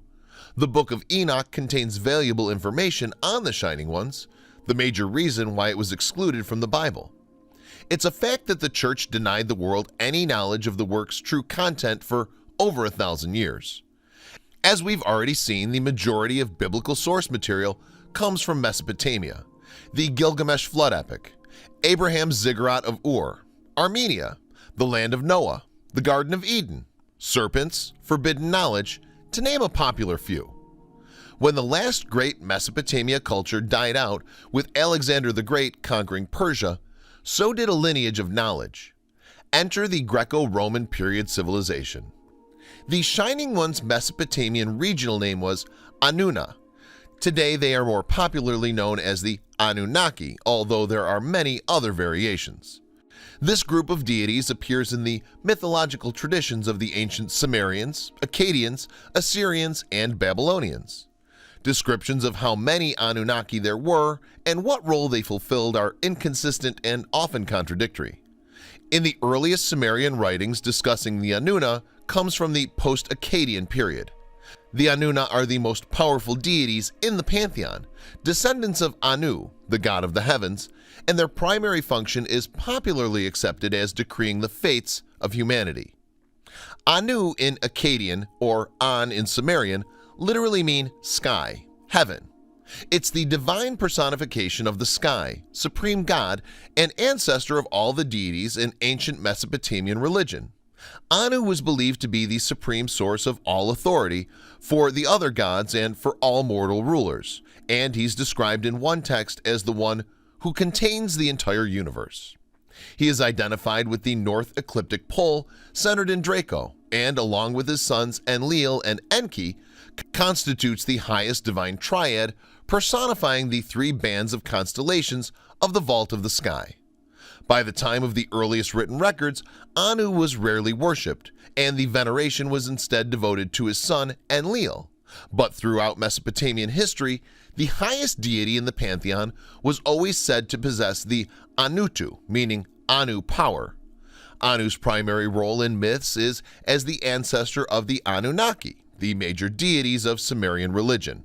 His primary cult center was the Eanna Temple in the city of Uruk, but by the Akkadian period, his authority in Uruk had largely been ceded to the goddess Inanna, the Queen of Heaven. Anu's consort in the earliest Sumerian texts is the goddess Uris, but she's later the goddess Ki, and in Akkadian texts, the goddess Antu, whose name is the feminine form of Anu. Anu briefly appears in the Akkadian epic of Gilgamesh, in which his daughter Ishtar, the East Semitic equivalent to Inanna, persuades him to give her the Bull of Heaven so that she may send it to attack Gilgamesh. The incident results in the death of Enkidu, who becomes the driving force for the remaining portion of the epic. In another legend, Anu summons the mortal hero Adapa before him for breaking the wing of the south wind. Anu orders Adapa to be given the food of water and immortality, which Adapa refuses, having been warned beforehand by Enki that Anu would offer him the food and water of death. In ancient Hittite religion, Anu is a former ruler of the gods, who was overthrown by his son Kumarbi. Teshub overthrew Kumarbi, avenged Anu's mutilation, and became the new king of the gods. In the Sumerian epic Inanna's descent into the netherworld, the Anunnaki Shining Ones are portrayed as 7 judges who sit before the throne of Ereshkigal in the underworld. Later Akkadian texts such as the Epic of Gilgamesh follow this portrayal. During the Old Babylonian period, the Anunnaki were believed to be the chthonic deities of the underworld, while the gods of the heavens were known as the Igigi. The ancient Hittites identified the Anunnaki as the oldest generation of gods who had been overthrown and banished to the underworld by the younger gods. The name Anunnaki is derived from An, the Sumerian god of the sky. The name is variously written Danuna, Danuna Kene, Danun Na, meaning princely offspring or offspring of Anu. The Anunnaki were believed to be the offspring of An and his consort, the earth goddess Ki. Assyriologist Samuel Noah Kramer identifies Ki with the Sumerian mother goddess Ninhursag, stating that they were originally the same figure. The oldest of the Anunnaki was Enlil, the god of air and chief god of the Sumerian pantheon. The Sumerians believed that until Enlil was born, heaven and earth were inseparable. Then Enlil cleaved heaven and earth in two and carried away the earth, while his father Anu carried away the sky. The Anunnaki are chiefly mentioned in literary texts, and very little evidence to support the existence of any cult of them has yet been unearthed. This is likely because each member of the Anunnaki had his or her individual cult separate from the others. Similarly, no representations of the Anunnaki as a group have yet been discovered, although a few depictions of its individual members have been identified. Deities in Mesopotamia were almost exclusively anthropomorphic. They were thought to possess extraordinary powers and were often envisioned as being of tremendous physical size. The deities typically wore mellum, an ambiguous substance which covered them in terrifying splendor. Mellum could also be worn by heroes, kings, giants, and even demons. The effect that seeing a deity's mellum has on a human is described as ni, a word for the physical tingling of the flesh. Deities were almost always depicted wearing horned caps consisting of up to 7 superimposed pairs of ox horns. They were also sometimes depicted wearing clothes with elaborate decorative gold and silver ornaments sewn into them. The ancient Mesopotamians believed that their deities lived in heaven, but that a god statue was a physical embodiment of the god himself. As such, cult statues were given constant care and attention, and a set of priests were assigned to tend to them. These priests would clothe the statues and place feasts before them so they could eat. A deity's temple was believed to be that deity's literal place of residence. The gods had boats, full-size barges, which were normally stored inside their temple and were used to transport their cult statues along waterways during various religious festivals. The gods also had chariots, which were used for transporting their cult statues by land. Sometimes a deity's statue would be transported to the location of a battle so that the deity could watch the battle unfold. The major deities of Mesopotamian pantheon, which include the Anunnaki, were believed to participate in the assembly of the gods, through which gods made all their decisions. This assembly was a divine counterpart to the semi-democratic legislative system that existed during the Third Dynasty of Ur, circa 2112 BC to 2004 BC. The earliest known usages of the term Anunnaki come from the inscriptions written during the reign of Gudea, 2144 to 2124 BC, and the Third Dynasty of Ur. In the earliest texts, the term is applied to the most powerful and important deities in the Sumerian pantheon, the descendants of the sky god An. This group of deities probably includes the 7 gods who decree: An, Enlil, Enki, Ninhursag, Nana, Utu, and Inanna. Although certain deities are described as members of the Anunnaki, no complete list of the names of all the Anunnaki has survived, and they're usually only referred to as a cohesive group in literary text. Furthermore, Sumerian texts describe the Anunnaki inconsistently and do not agree on how many Anunnaki there were or what their divine function was. Originally, the Anunnaki appear to have been heavenly deities with immense powers. In the poem Enki in the World Order, the Anunnaki do homage to Enki, sing hymns of praise in his honor, and take up their dwellings among the people of Sumer. The same composition repeatedly states that the Anunnaki decree the fates of mankind. Time and fate deities are personifications of time, often in the sense of human lifetime and human fate in polytheistic religions. In monotheism, time can be personified as in Father Time in European folklore or in Persian Zoroastrian tradition. Virtually every major deity in the Sumerian pantheon was regarded as the patron of a specific city and was expected to protect that city's interest. The deity was believed to permanently reside within the city's temple. One text mentions as many as 50 Anunnaki associated with the city of Eridu.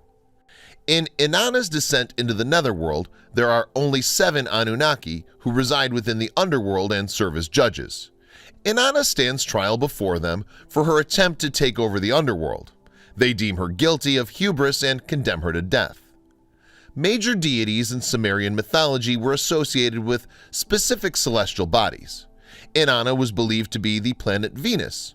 Utu was believed to be the sun. Nana was the moon.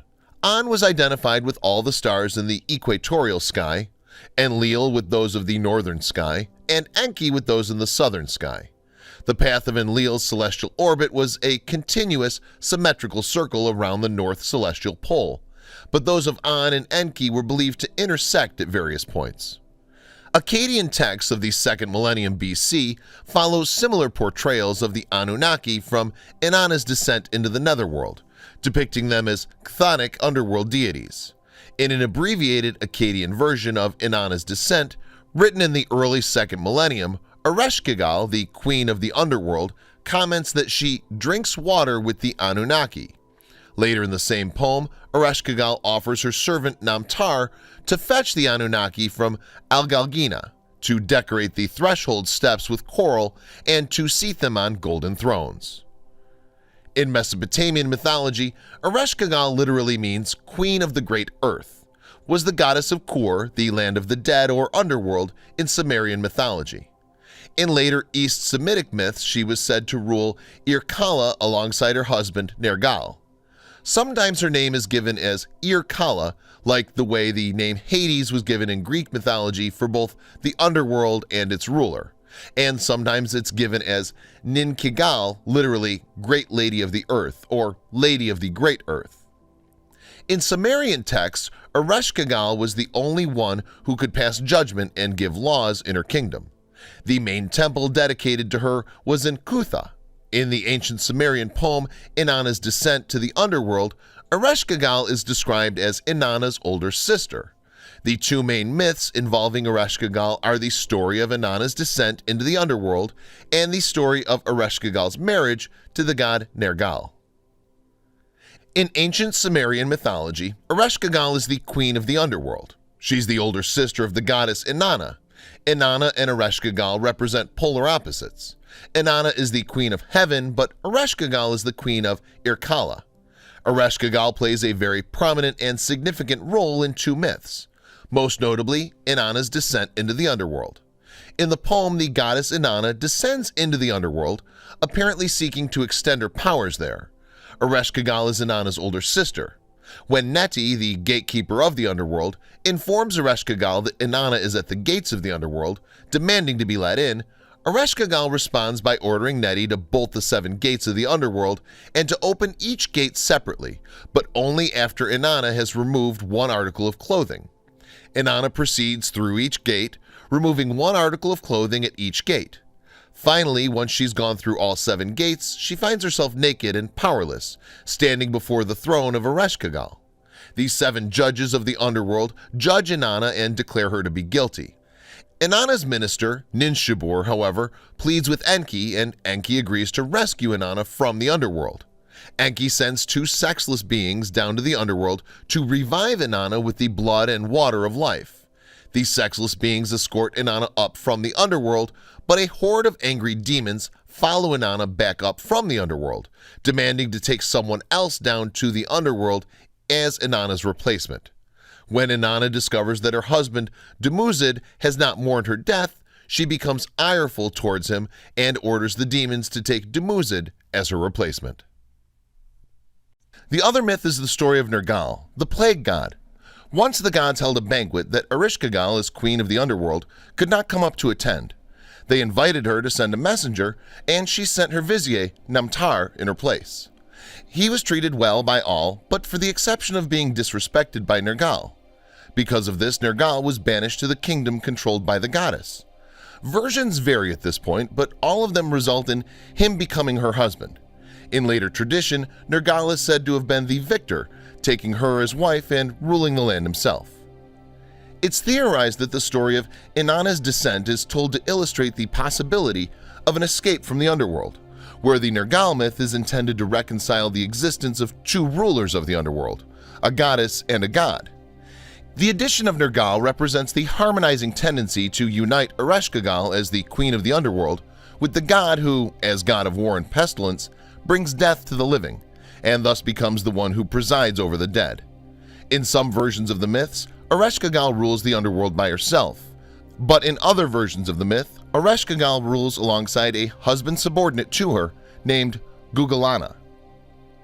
In his book Sumerian Mythology, a study of spiritual and literacy achievement in the 3rd millennium BC, the renowned scholar of ancient Sumer, Samuel Noah Kramer, writes that according to the introductory passage of the ancient Sumerian epic poem Gilgamesh, Enkidu, and the Underworld, Ereshkigal was forcibly abducted, taken down to the underworld by Kur, and was forced to become queen of the underworld against her will.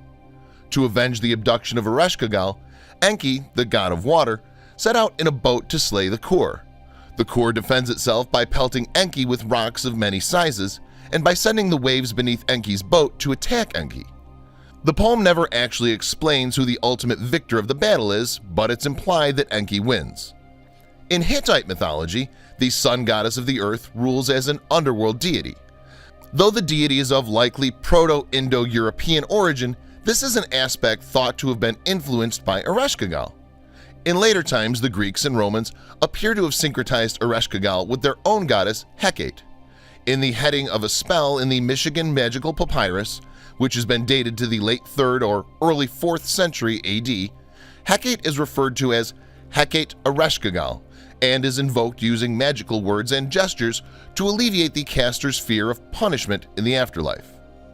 During the Old Babylonian period, circa 1830 BC to 1531 BC, a new set of deities known as the Igigi are introduced. The relationship between Anunnaki and the Igigi is unclear.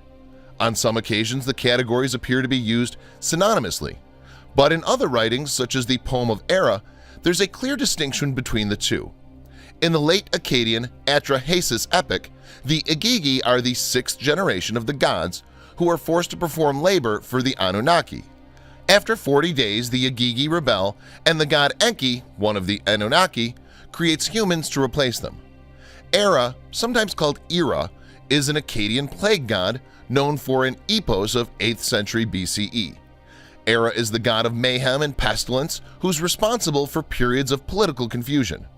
In that epic that's given the modern title Era, the writer Kabti Ilani Marduk, a descendant, he says of Dabibi, presents himself in a colophon, following the text as simply the transcriber of a visionary dream in which Era himself revealed the text. The poem opens with an invocation. The god Era is sleeping fitfully with his consort, identified with Mamidum and not with the other goddess, Mami, but is roused by his advisor Isum and the 7 Sibiti or Sibeti, who are sons of heaven and earth. Champions without peer is the repeated formula, and each are assigned a destructive destiny by Anu. The Sibiti call on Era to lead the destruction of mankind. Isum tries to mollify Era's weakened violence to no avail. Foreign people invade Babylonia but are struck down by plague. Even Marduk, the patron of Babylon, relinquishes his throne to Era for a time. Tablets 2 and 3 are occupied with a debate between Era and Isum. Era goes to battle in Babylon, Sippar, Uruk, Dur-Kurigalzu, and Der. The world is turned upside down. Righteous and unrighteous are killed alike. Era orders Isum to complete the work by defeating Babylon's enemies. Then the god withdraws to his own seat in Emislam with the terrifying 7, and mankind is saved. A proprietary prayer ends the work. The poem must have been central to Babylonian culture. At least 36 copies have been recovered from 5 first millennium sites: Assur, Babylon, Nineveh, Sultan Tepe, and Ur, more even than have been recovered of the Epic of Gilgamesh. The text appears to some readers to be a mythologization of historic turmoil in Mesopotamia, though scholars disagree as to the historic events that inspired the poem. The poet explains, Tablet 4:3, "You changed out your divinity and made yourself like a man." The Era text soon assumes magical functions. Parts of the text were inscribed on amulets employed for exorcism and as prophylactic against the plague. The 7 are known from a range of Akkadian incantation texts. Their demonic names vary, but their number 7 is invariable. The 5 tablets containing the era epos were first published in 1956 with an improved text based on additional finds appearing in 1969. Perhaps 70% of the poem has been recovered. The consonance of the purely mythic 7 led by Era echoes with the Egyptian 7 against Thebes, widely assumed by Hellenists to have had a historical basis. From the Middle Babylonian period, circa 1592 to 1155 BC, onward, the name Anunnaki was applied generally to the deities of the underworld, whereas the name Igigi was applied to the heavenly deities. During this period, the underworld deities Damkina, Nergal, and Madanu are listed as the most powerful among the Anunnaki, alongside Marduk, the national god of ancient Babylon. In the standard Akkadian Epic of Gilgamesh, circa 1200 BC, Utnapishtim, the immortal survivor of the Great Flood, describes the Anunnaki as 7 judges of the underworld, who set the land aflame as the storm approaches. Later, when the flood comes, Ishtar, the East Semitic equivalent to Inanna, and the Anunnaki mourn over the destruction of humanity. In the Babylonian Enuma Elish, Marduk assigns the Anunnaki their positions. A late Babylonian version of the epic mentions 600 Anunnaki of the underworld, but only 300 Anunnaki of heaven, indicating the existence of a complex underworld cosmology. In gratitude, the Anunnaki, the great gods, built Asagila, a splendid temple dedicated to Marduk, Ea, and Enlil. In the 8th century BC poem of Era, the Anunnaki are described as the brothers of the god Nergal and are depicted as antagonistic towards humanity. A badly damaged text from the Neo-Assyrian period, 911 to 612 BC, describes Marduk leading his army of Anunnaki in the sacred city of Nippur and causing a disturbance. The disturbance causes a flood, which forces the resident gods of Nippur to take shelter in the Eshu-Mesha temple in Ninurta. Enlil is enraged at Marduk's transgression and orders the gods of Eshu-Mesha to take Marduk and the other Anunnaki as prisoners. The Anunnaki are captured, but Marduk appoints his frontrunner, Mush-Tesh-Ir-Hablim, to lead a revolt against the gods of Eshu-Mesha and send his messenger, Neratagmil, to alert Nabu, the god of literacy. When the Eshu-Mesha gods hear Nabu speak, they come out of their temple to search for him. Marduk defeats the Eshu-Mesha gods and takes 360 of them as prisoners of war, including Enlil himself. Enlil protests that the Eshu-Mesha gods are innocent, so Marduk puts them on trial before the Anunnaki. The text ends with a warning from Damkiana, another name for Ninursag, to the gods and to humanity, pleading them not to repeat the war between the Anunnaki and the gods of Eshu-Mesha. When we look at the ancient Hittite examples, Mesopotamian Anunnaki. In the mythologies of the Hurrians and the Hittites, which flourished in the mid to late 2nd millennium BC, the oldest generation of gods was believed to have been banished by the younger gods to the underworld, where they were ruled by the goddess Lelwani. Hittite scribes identified these deities with the Anunnaki. In ancient Hurrian, the Anunnaki are referred to as Karyuls Sayuns, which means former ancient gods, or Kateris Sayuns, which means gods of the earth. Hittite and Hurrian treaties were often sworn by the old gods to ensure that the oaths would be kept. In one myth, the gods are threatened by the stone giant Ilikumi, so Ea, the later name for Enki, commands the former gods to find the weapon that was used to separate the heavens from earth. Although the names of the Anunnaki in Hurrian and Hittite texts frequently vary, they are always 8 in number. In one Hittite ritual, the names of the old gods are listed as Aduntari the diviner, Zulki the dream interpreter, Irpitia, lord of the earth, Nara, Namsara, Minki, Amunki, and Api. The old gods had no identifiable cult in the Hurrio-Hittite religion. Instead, the Hurrians and Hittites sought to communicate with the old gods through the ritual sacrifice of a piglet in a pit dug in the ground. The old gods were often invoked to perform ritual purifications.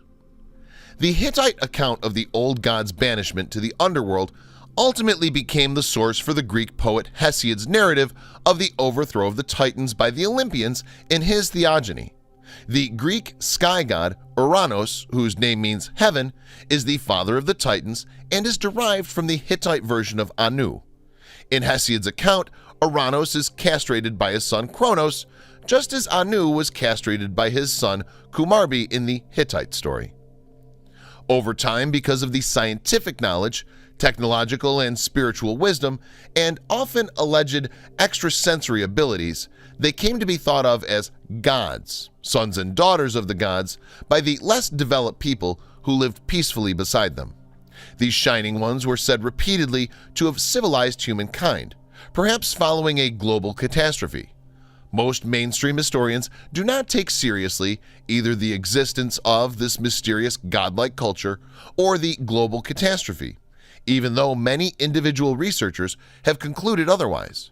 These shining ones also embraced a rebel group known in legend as the Fallen Ones, fallen angels or watchers, who are recorded as having married and reproduced outside their own kind, their hybrid offspring being known as Nephilim and described as giants. The story goes that the catastrophe that nearly wiped out humanity as a great deluge due to the wrath of God, or rather the wrath of Elohim or Shining Ones, who somehow initiated it to destroy the rebels and their hybrid offspring. Although fleeting references to the Shining Ones can be found in the Old Testament, there's much more about them in the Book of Enoch, an ancient work that was omitted from the Bible.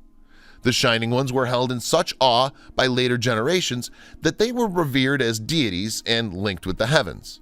They appear independently in many mythologies of Europe, notably Irish, Finnish, Norse, and Greek. Over millennia, the Shining Ones, or at least knowledge of them, turned into brotherhoods or priesthoods, well versed in the propaganda skills needed to maintain both religious and political authority. Many of the world's unexplained mysteries in ancient cultures point to the Shining Ones, not just Mesopotamia, revolving around the core belief of their advanced scientific and metaphysical knowledge.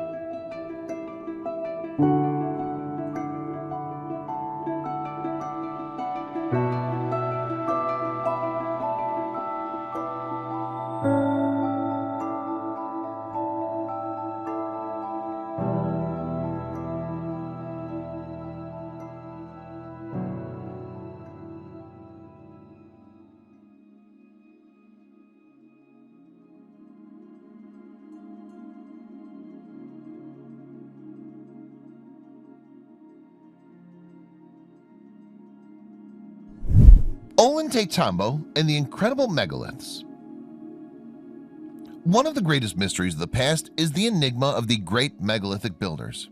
How they were able to build these enormous structures, why do similar megalithic structures appear all over the world, and did the ancients build these structures with primitive tools, or did they use some sort of highly developed technology similar to our own modern-day technology? Engineers all over the planet are fascinated by the enigma of the megalith builders. Yet archaeology has it all explained away with copper chisels. which nowadays just doesn't wash anymore. People want answers to the methods they may have used, whether ingeniously simple or highly complicated. Whether highly advanced ancient technology or lost ancient techniques, we just can't comprehend. Cusco in Peru and nearby Pumapunku in Bolivia are two such places that hold many of the answers to some of the puzzling enigmas of ancient megalithic engineering. Tiahuanaco features enormous stonework that the ancients created with high precision at a difficult altitude.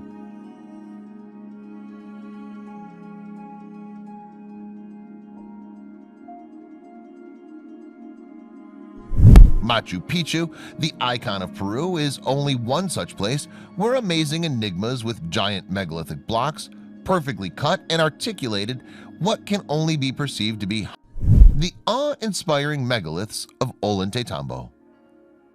If anyone plans an archaeological visit to Peru, the three sites they put on the list include Machu Picchu, Sacsayhuaman, and Ollantaytambo. In the popular culture, it seems that Machu Picchu remains the most enigmatic and interesting to tourists looking for something mysterious and unique. Ollantaytambo exists merely as a place to get on the train to head to that lost city. However, a closer look is warranted, as this location offers a view of interesting aspects of Inca and pre-Inca megalithic building. Many engineers flock to Ollantaytambo to see evidence of the work that was done in these huge polygonal walls that simply looks impossible. Many are now calling them pre-cataclysmic walls that don't match any known building technique concept. It's impossible that bronze tools were used, and it's by far one of the best examples of the stone most likely having been softened or in some kind of cold plasma state when it was applied. The seams or joints are very strange, following very difficult curves that would have to be somehow engineered. To have this perfect of a fit, you can imagine that if these two stones were already there and had been placed, and this was softened right when it was placed on top, the weight of the material would have basically squashed the material along the joints. Then when you contemplate that it's not just two joints, but the wall is produced to perfection, meeting 3 or 4 stones simultaneously. There are no known tools that can maneuver the large polygonal material. It's just not feasible with today's technology, and it cannot happen with people chiseling. Suggesting it could happen is preposterous if you've seen the pieces so they fit together so perfectly. We see lichen growing on these blocks, which takes eons to grow, but you can see how good the joints were before it eroded. You can even see or imagine the change in texture between the surface and the joints. It's like when it was soft, somebody came along and just smushed it outright. And you can see the stones in between. The stones like it's fused. It's like it's fused between the stones. Looking at all this, it's no wonder why people are so obsessed to figure it out. How is it done? Why was it done? And what technology did they possess? Let's begin with what we know about this mysterious place, Ollantaytambo. Ollantaytambo can be loosely translated as a place to see down, which may have a similar meaning to a watchtower or overlook, combined with the Quechua word for a storehouse or inn. Many stories surround the founding of this town and its takeover by different people throughout the history of the Inca civilization. It might have been constructed much earlier and rebuilt by the Pachacutec when it took over. Most of the megalithic structures found there are supposedly the responsibility of these people. Another possibility for the meaning of the name seems to indicate that a hero named Ollanta, who has many stories passed down orally as most Inca stories are. This strong warrior rose to power and prestige by not only being a brave fighter, but by also having a clandestine affair with the royal princess. A man of his station would not be legally allowed to marry into the royal family. Due to this slight and inability to be with the woman he loved, Ollanta supposedly raised up a rebel group to launch a fight that lasted nearly 10 years. The story continues to describe his capture after he was tricked into coming into the city under false pretenses. Before Ollantaytambo got its name because of this story, it was called Pakaritanpu, which means either the House of Windows or House of the Dawn. Although the name is quite similar, the place has nothing to do with Pakaritambo, which is a later town near Cusco. Unfortunately, some historians and tour guides get this wrong and claim that the latter location was the birthplace of Inca civilization, when it was actually founded after the Spanish came to the shores. The false information actually comes from Spanish journals created by one Sarmiento, who wrote about this smaller town in the 1570s. When scholars took a closer look, they realized that this was either a mistake or a false story designed to keep the true Inca story to the people themselves and not allow the Spanish to know all their secrets. The real House of the Dawn has always lay in Ollantaytambo instead. The stories surrounding this unique place go in many different directions. Due to its importance back near the beginning of Inca society, it may have had more importance than Cusco did itself. It may also have existed before the capital city was built or chosen as the main location. A book by Salazar's, The Cusco and the Sacred Valley of Peru, writes that a great leader appeared after a large flood and came to Cusco after having been in Tambo and talking to the people there. Chinupa, or Vicorchian's knowledge, was engraved on a staff and given to the people of that region. The story continues in the 1600s, with Joan de Santa Cruz Pachacuti's tale of Chinupa's staff magically turning into gold for a new royal baby in the Tambo city. This man, called Manco Capac, carried the golden staff up the mountain and found Cusco himself. Both of these stories indicate that Ollantaytambo was the birthplace of the Inca society, instead of some place called Tiwanaku, which is another popular choice for the origin story. This idea is also backed up by Vaca de Castro in the 1540s. This is considered one of the earliest Spanish writings about Cusco and how the Inca came to be. The general story indicated that Manco Capac came from the sun directly, climbed out of the window of a great house, climbed up the mountain, and founded the city of Cusco. It speaks of the Sacred Valley, a journey past the great river that flows through it, and an arrival at Tambo after leaving the shores of Titicaca. The progress, once arriving at Ollantaytambo, seems to begin in the basement of the House of Windows, journeys upward through the house until the man finally emerges from an upper window.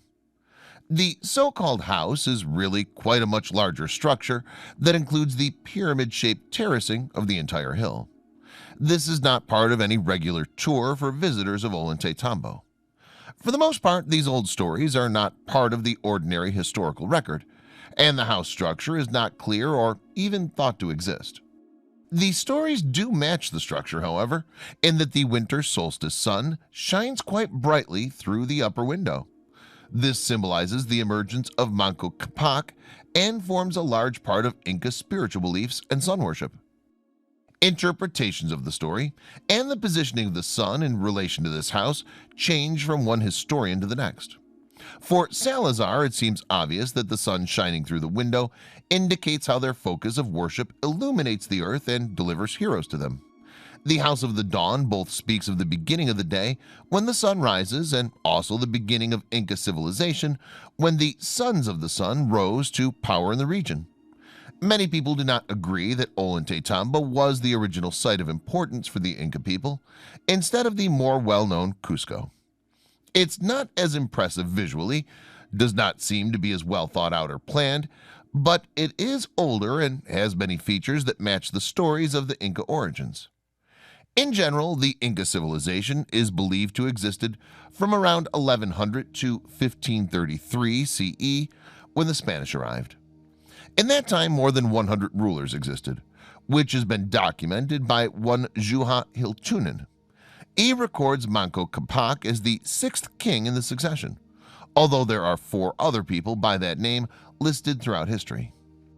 Just as modern-day royals or important families frequently name their offspring after great ancestors from the past, apparently the Inca did too. This does not mean that every Manco Capac was in the same family line. The name simply carried a lot of prestige and respect among the people. Other more subjective factors in the idea that Ollantaytambo is the birthplace of Inca civilization come from its massive size, position, and structures. It's one of the largest areas that covers over 600 hectares. Its agricultural terraces are some of the largest in Peru. Records exist of unique farming activities that produced new types of seeds given to the Sapa Inca rulers as gifts. Already, unique stonework is visible along the trail past the terraces. This path is one of the places where evidence of instruction in different times and possibly by different people exists. The stones on the left seem to have come from the Temple of the Sun originally. They have unusual shapes with precise angles and joints. These left-hand walls show considerably more advanced or skillful stone cutting than the ones on the right. This is one of the most easily compared spots that allows visitors to see how the stone cutting ability changed over the years. The left has multifaceted rocks that fit with no space between them, while the right has ordinary rocks positioned with mortar. As you continue up the staircases, even more mysterious changes come to light. At the top of the climb, the walls have trapezoidal niches carved into them. These are commonly seen throughout Inca architecture as places for perhaps urns or statuary. A trapezoid-shaped door is topped by Inca stonework that does not show the precision of the rest of the wall. The Temple of the Sun has simply massive andesite stones as part of its construction. These are estimated to weigh more than 40 tons each, and many people wonder how they were put in place originally.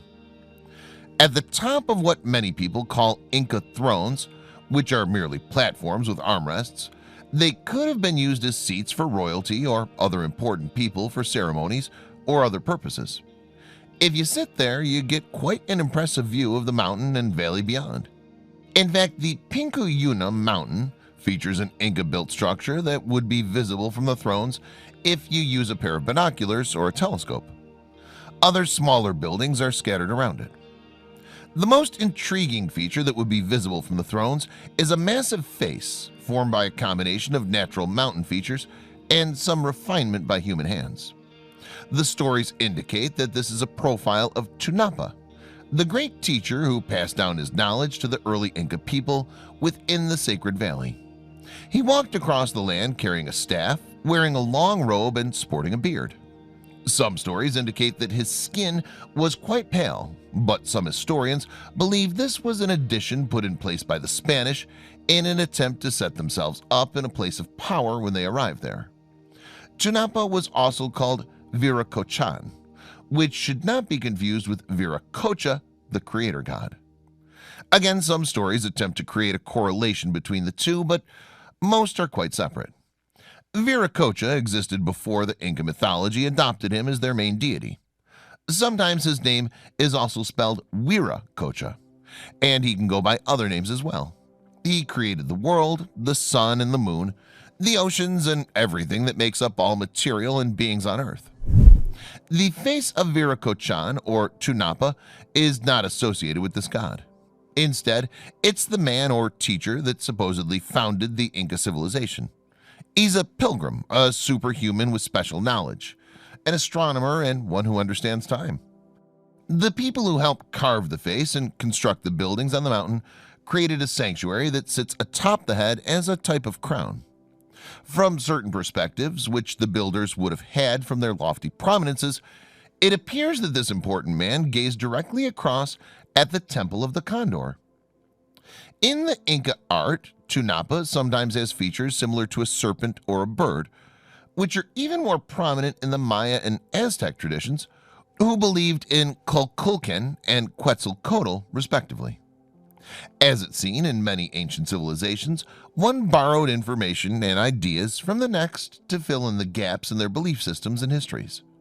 When so many groups exist around the same time and locations, it makes sense that they would share some cultural aspects. Buildings and structures up the mountain would have taken a lot of effort, a very large labor force, and a long time. The stones could have come from the mountain above or across the river from quarries. The Temple of the Sun, which is made primarily from pink granite, was never completely finished. The quarry was only about 4 kilometers away. When compared with some distances that rocks removed or other construction projects, this seems like a relatively short distance. However, in the ancient world with no wheels or beasts of burden, this distance is quite far enough to affect the rate of building. There's no indication that the construction of the temple stopped because they ran out of time or labor. Why it was never finished remains a mystery. The most common understanding is that the Spanish arrived and things like building fancy temples became of limited importance in an attempt to survive and protect themselves from the invaders. An interesting thing to note is the assortment of tired stones that stand between the quarry and the building site. These were probably abandoned in place when the construction was halted to focus on other things. Different suppositions have been made over the years about how the rocks were cut, transported, and worked into position. Some suggest that the first boulder was shaped and placed, the next was suspended on wooden scaffolding while it was carved to fit the perfect shape below, and then it was lowered down into place gradually. The precise work may have used straight pieces of wood or hanging strings with weighted bottoms to act as measurement tools that would trace the outline. They could have knocked larger pieces off stones first with their hammers before scraping and chipping with even smaller stones to get the final precise shape. Transporting the boulders would have been enough of a challenge in itself. All of these questions have no definitive answers even today. Historians do know that the Inca used stone hammers and bronze chisels to do the work. However, they do not seem sufficient to work with the exceptionally hard andesite or granite that made up many of the structures. These ideas simply will not work because the tools are not hard enough to make the changes to the rocks needed for the precise joints. How can a relatively soft stone hammer smooth out a giant stone without getting destroyed in the process? The answer to this question has interested historians and architects for many years. One such man, named Jean-Pierre Pratzen, tried to mimic the Inca stone carving methods and wrote about them in the late 1880s for Scientific American. He surmised that the Inca had a simply massive workforce who did not view time and an average workday the same way that the Spanish would when they arrived. He also suggested that the Inca would simply try out a series of river rocks or other different types of stones from the mountains to see what would work best at chipping and polishing the large boulders. These ideas don't seem to have any true basis in fact.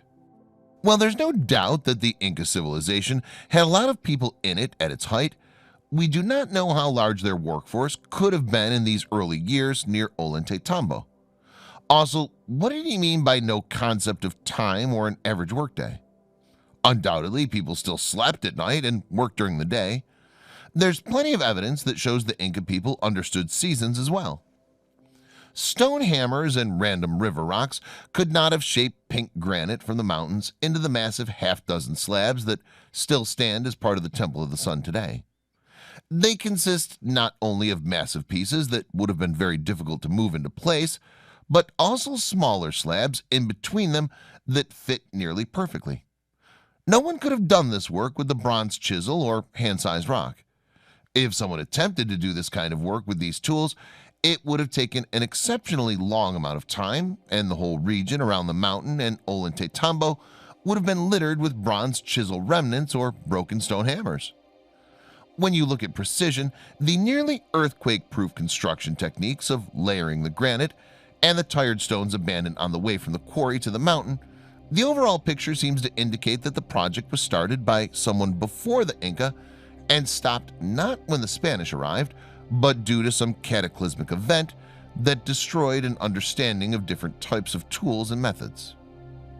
The seeming importance of the methods used to create walls that would withstand many tremors may indicate that the people who built them experienced more earthquakes in their time than usually happen in that region of Peru today. While any earthquake could be catastrophic to a relatively primitive society, just as it is to people today, if they were exceptionally rare, new construction techniques may not have been developed. However, when you look at the walls of the temple or any other structure created in and around Ollantaytambo, you see that they have unique features that would particularly make them safer in the event of an earthquake. It obviously worked, as they still stand today. Of course, not everything is in pristine condition from its original placement. Two walls of the temple appear to have fallen or crashed down at some point. The other two walls were reinforced behind with earth, which obviously served as some sort of protection against any tremor or other natural disasters that would have befallen the mountain. Likewise, the fallen or tired stones were not left in a convenient pile as if the workers placed them before moving on to other purposes.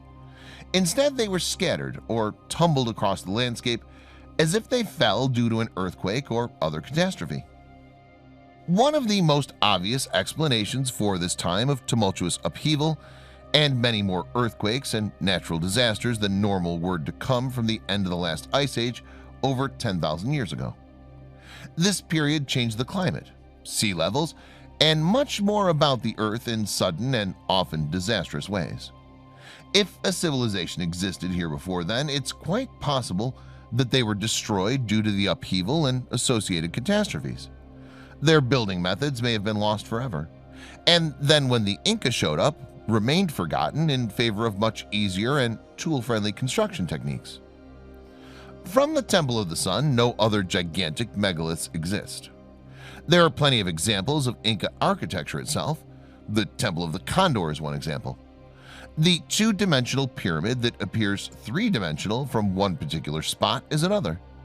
This optical illusion is most obvious from the Sun Gate or Inti Punku. The early adventurers, the Salazars who were mentioned above, identified the pyramid illusions when they explored the area around the Temple of the Sun many years ago.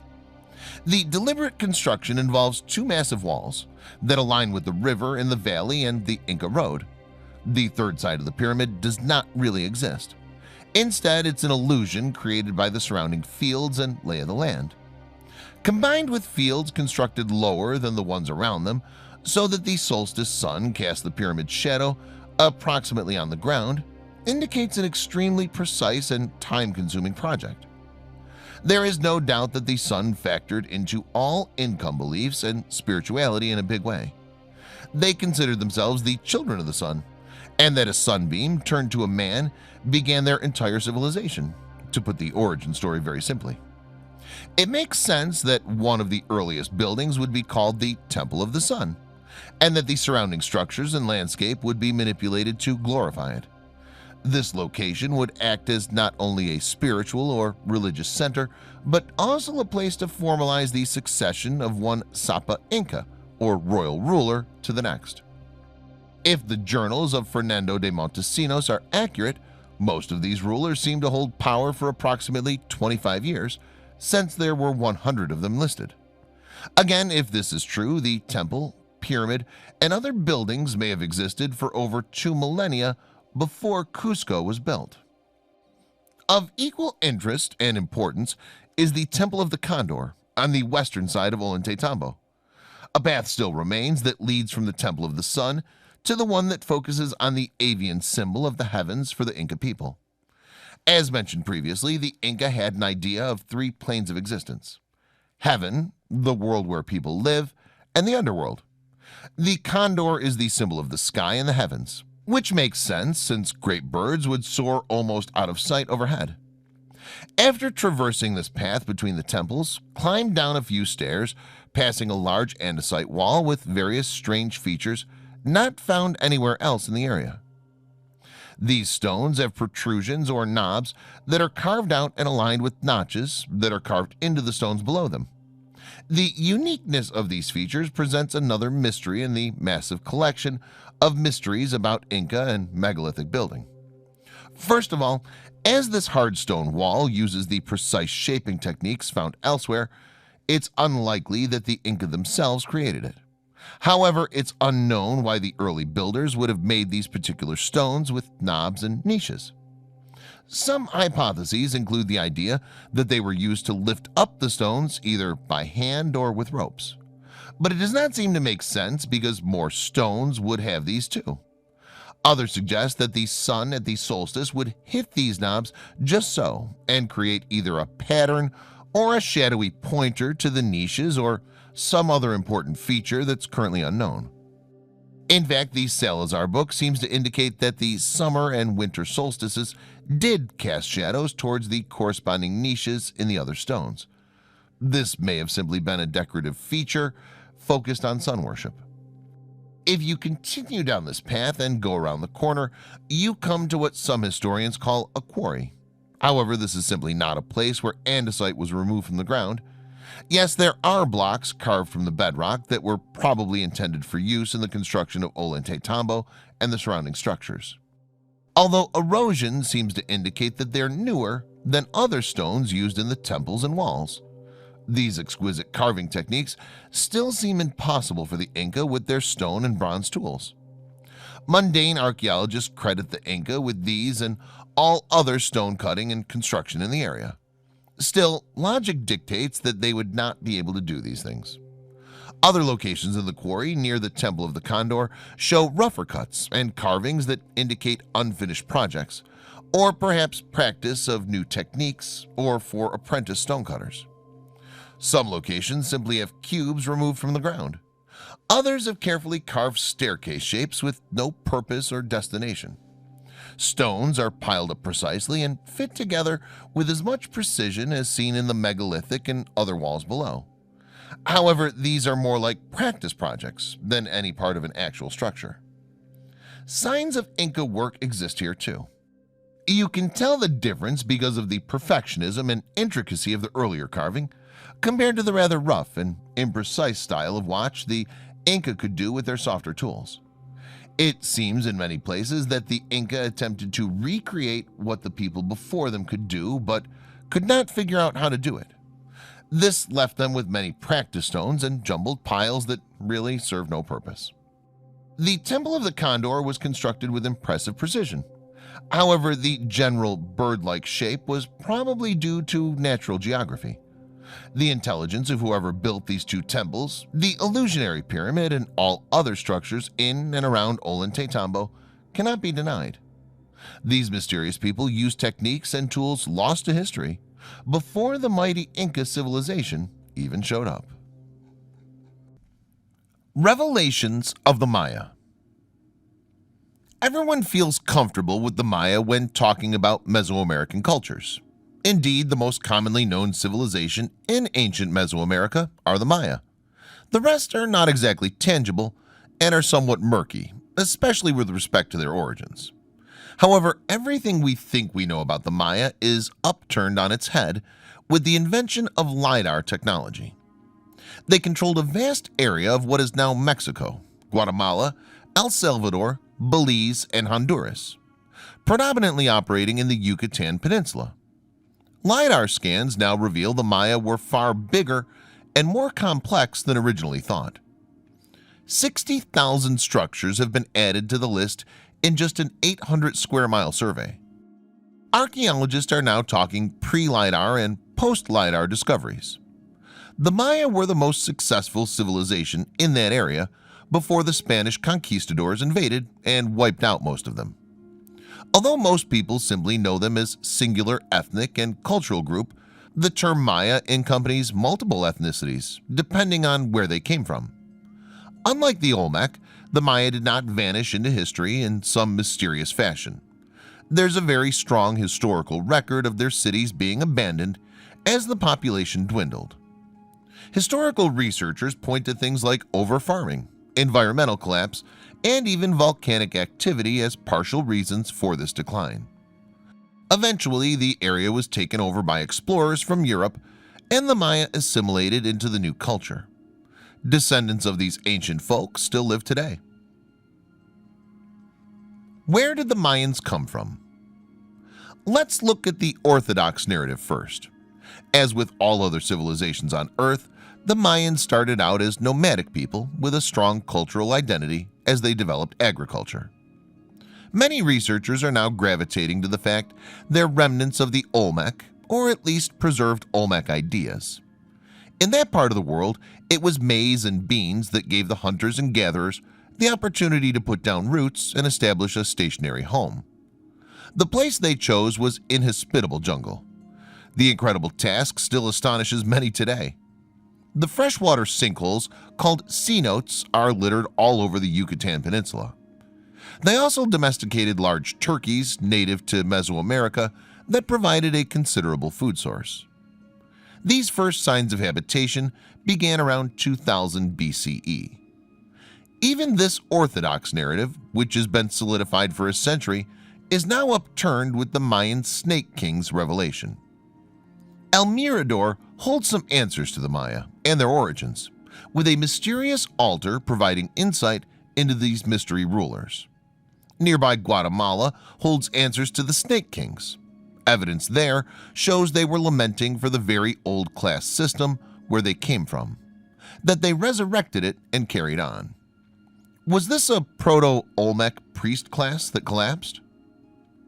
This was very near the time when the Olmec civilization came into being. Now historians and archaeologists frequently express the idea that the Olmec were the original Mesoamerican civilization at the time. While this is generally true, they didn't exist for exceptionally long, as a structured society before the Aztecs and Maya came along.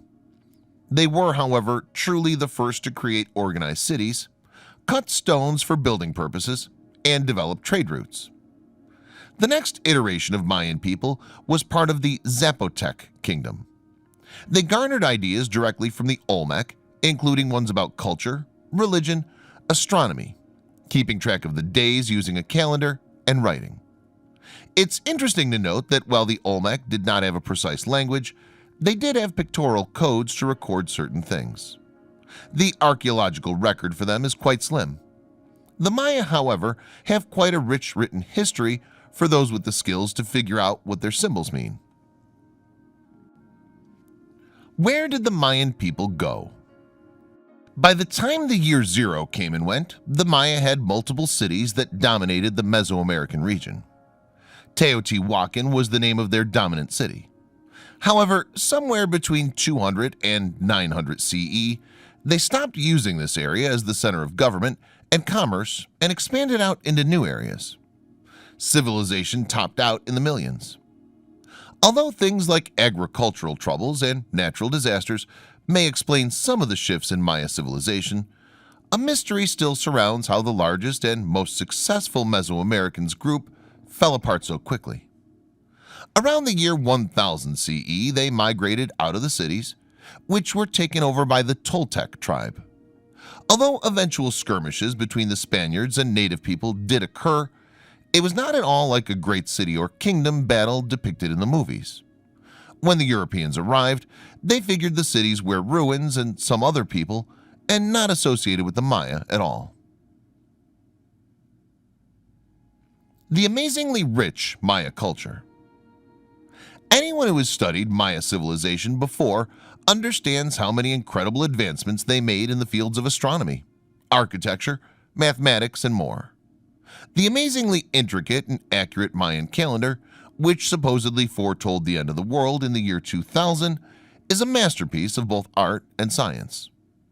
The Maya had a unique form of writing that used what is called tychal glyphs. These are frequently carved or painted blocks of images that mean words, sounds, or ideas. With them, they recorded special events, legends, and tales, and a lot of information about their deities and religious practices. Unfortunately, quite a bit of this was lost when one Bishop Diego de Landa began deciphering the Maya hieroglyphics while summarily trying to destroy any evidence of their heathen ways. By this time, around 1500 CE, the Maya were rather comfortable with the Spanish idea of Christianity. As many other cultural assimilations occur throughout time, the bishop sought to destroy the old ways by specifically destroying language. He burned books, destroyed steles, and tortured believers against the wishes of the church at the time. Oddly enough, his efforts at collecting all this information gives more current historians a lot of insight into the Maya culture. Religious beliefs and practices. Despite the crazed bishop's hellacious efforts to destroy Maya culture and religion, they had already turned mostly to Christianity by the time he began his campaign. The idea the Spanish people shared about Jesus Christ resonated with their own beliefs that life was cyclical, and gods and men were born again. In fact, the Mayan maize god, who controlled the growth and regrowth of crops, sounded very much like the new people's idea of how religion worked. To the ancient Maya civilization, far before the Europeans showed up, their religious practices included the strong idea that life and death were just a part of the same journey, and that they would be repeated throughout an individual's existence. Gods and other deities existed to help them in their life, offer protection, maintain the underworld of Xibalba, and the paradise world of Tamawanchan, which was frequently depicted as a mist-shrouded mountain with vibrant flowers and delicious fruits. Prominent deities. Unlike the Olmec, who had mysterious unnamed gods and goddesses, the Maya gods were written about and worshipped quite openly in historical documents, carvings, and other artifacts. Instead of having specific gods for unique things, however, they tended to blend together and borrow characteristics from each other. Therefore, a major god can take on traits of a lesser god whenever they wanted to. They could also take on external traits that worked against the things they already were. Like most things in the Maya culture, the religious beliefs were rather fluid and malleable. The deities could be humanoid, animalistic, or any combination of them both. The uppermost rulers and creators were Itzam-Na and his wife Ix-Shebel-Yax. They could exist either as humanoid figures or iguanas. Hurakan, mentioned above, also earned the moniker Heart of Heaven, Earth, or the Sky. While the other ones might have created the world, Xibalba and the Misty Sky Mountain, this guy brought the people to life. Other deities followed the same basic understanding as the Olmec gods described earlier. There was a sun god, one of maize, a rain god, one that slings lightning bolts, the goddess of rainbows, and the flatulent one, who's the god of death and rot. Interestingly, rainbows were also associated with rot, disease, and bad luck. The creation of the Maya people. Two important books existed under the modern age that pertain to the ancient Maya people and their beliefs. These included the Popol Vuh and the Chilam Balam. They came from the highland and lowland sections of Mayan society, respectively. The latter is made up of multiple books that describe how things were for various groups of people living in slightly different geographic locations.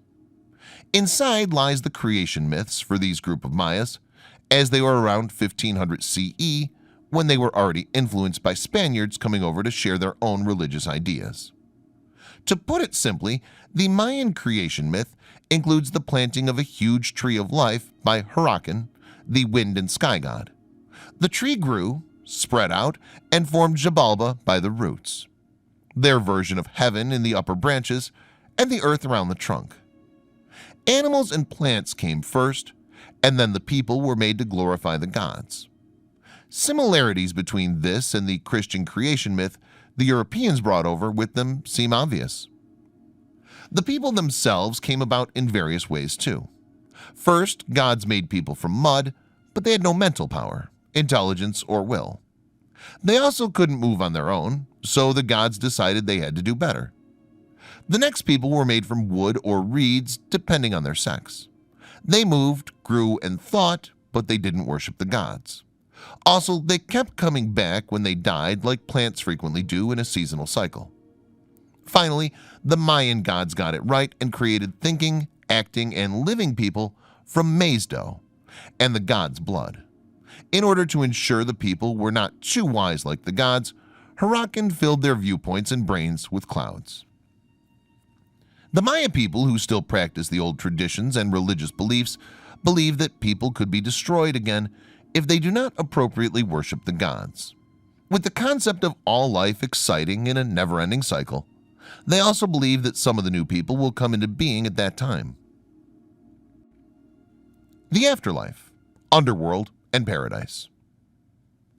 In an almost Greek depiction of hell and heaven, which is commonly shown in Dante's Divine Comedy, the Maya idea of the underworld had 9 levels with tricky demonic creatures trying to destroy you, and 13 levels of climbing the glorious tree of life until you reach the top of the heavenly mountain. They saw death not as a release from toil, damnation, or a blessing, but just another journey to undergo in the cycle of existence. The idea of the underworld came with its own legend too. The hero twins were told of in the Popol Vuh, and thus Xibalba, an underworld full of trials and wretched souls. Each of the after-death zones in Mayan mythology consisted of multiple levels. Instead of the European view that heaven and hell were permanent places for different quality spirits to end up in, the upper, middle, and underworlds were frequently temporary abodes only. The middle world, being the normal earth for living people, only has one level. The Chiba tree of life grows through all the layers. The Poka-Tok ball game, mirrors, and Maya religion. The Olmec people had already been playing their culturally important ball game for hundreds of years. The Maya picked it up on this spectacular event and developed their own version. Instead of eye-shaped courts, theirs were mostly rectangular, but sometimes had higher walls and hoops. The rules remained primarily the same. No feet or hands could touch the ball. It was played in teams, and the struggle went on between the two teams using a hard rubber ball. The idea that the losers would go on to provide bodies for sacrifice fell apart a bit once more Mayan glyphs were translated.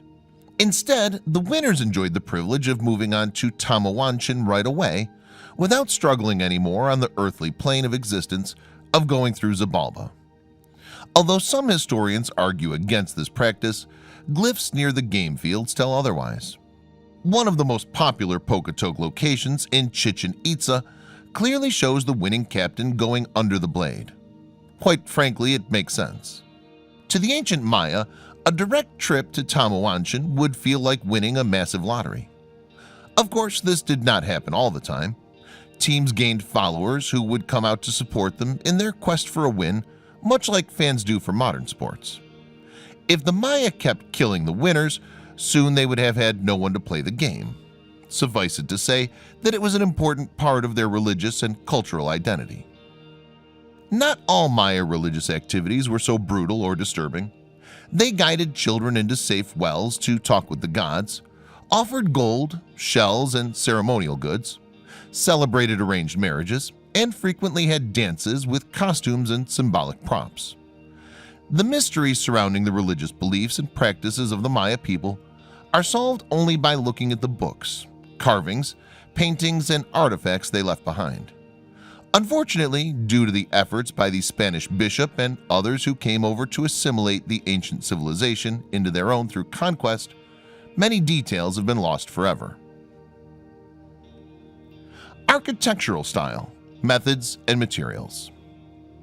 Most people who have watched historical documentaries or have followed stories of archaeological discoveries over the years have seen the iconic images of Mayan temples and pyramids rising above the lush green grass and verdant jungles of the Mesoamerican landscape. These step pyramids represent probably the most well-known styles of architecture that the Maya created. However, of course, they were only used for religious purposes and not an integral part of everyday life for the people who lived in these areas. One important thing to recognize about the ancient Maya was that religion was so integrated into their lives that they did not particularly create their temples or pyramids in a different way from a builder's perspective. Of course, farmers and craftsmen did not live and work in towering pyramids. However, the intricate stonework and construction methods did not differ much. Influences from the Olmec. The earlier civilizations of the Olmec people gave the Mayan plenty of inspiration and techniques for their own building projects. The archaeological dig sites of San Lorenzo and La Venta City showed detailed stone fitting, the neat building of doorways and windows, and pits or ball courts dug out of the ground before being surrounded by walls. In fact, a lot of the information about the earlier Olmec civilization came from studying its influence on the Aztec and Maya who came after them. Although most of the Olmec city details have degraded extensively due to erosion and regrowth of the jungle, the shapes and alignment of the buildings had an influence on how the Mayan architectural masterpieces were constructed. What materials did the Maya use? Local stone made up the bulk of Mayan architecture and the buildings for all the civilizations in the Mesoamerican area. These included limestone, sandstone, basalt, and other volcanic rock. All of this was patiently shaped and fitted using stone tools as the construction occurred before the development of bronze. Despite the lack of more modern tools, the people here did develop unique materials to help them construct their long-lasting masterpieces. For example, some stones sat on mortar fashioned from burned lime and a clever mixture of sand and stone fragments. Other buildings just used mud. The Maya people also used a form of stucco, which is any type of rough coating with a basis of cement, sand, and lime. The Mayan people used it quite a lot to cover their walls and create their unique three-dimensional steels and stories. Some walls were solid stone. Others were primarily stucco over a frame. And still others had solid exteriors and a layer of rubble within. Most buildings undoubtedly had thatch or wooden roofing, which degraded over the years and disappeared. There's quite a bit of evidence that the Maya painted their interior and exterior walls with natural colors in red, blue, green, and yellow. The ruins we see today, no matter how magnificent they appear, would certainly have been absolutely amazing in these bright hues. Overall shapes and architectural style. While, as mentioned above, not everyone lived or worked inside a pyramid, the general step shapes seen in them were quite popular across entire cities. A large complex could consist of broad platform stone with step sides that extended the whole length of the hill. While rather standard rectangular buildings lined these platforms, more pyramid-shaped structures existed for prominent purposes. Like the Olmec, the Maya put their religious leaders and locations on a higher level than buildings used for commerce or everyday use. They also had ball courts in all their cities. Other common structures included palaces, temples, shrines, residential buildings, and palaces with multiple rooms, cooking areas, and bathhouses or lavatories. The layout of the cities themselves depended largely on how the land was formed.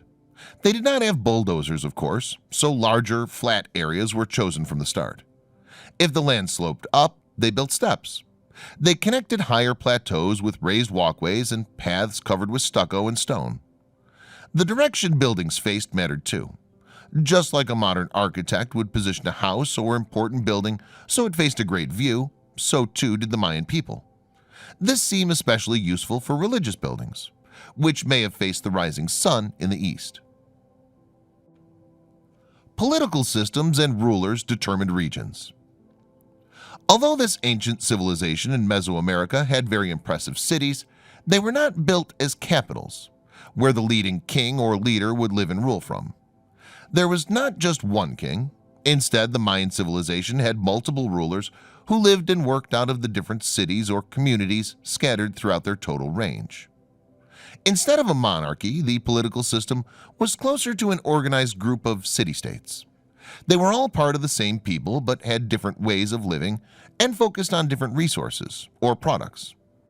The groups occasionally fought for control or wealth building, traded with each other regularly, and otherwise did not interact in any great manner. Nevertheless, they shared the bulk of their culture and religious beliefs. They also shared architectural styles and layout designs. As with most cities or communities from ancient times anywhere on Earth, the leaders and the religious powers were most prominent in each region.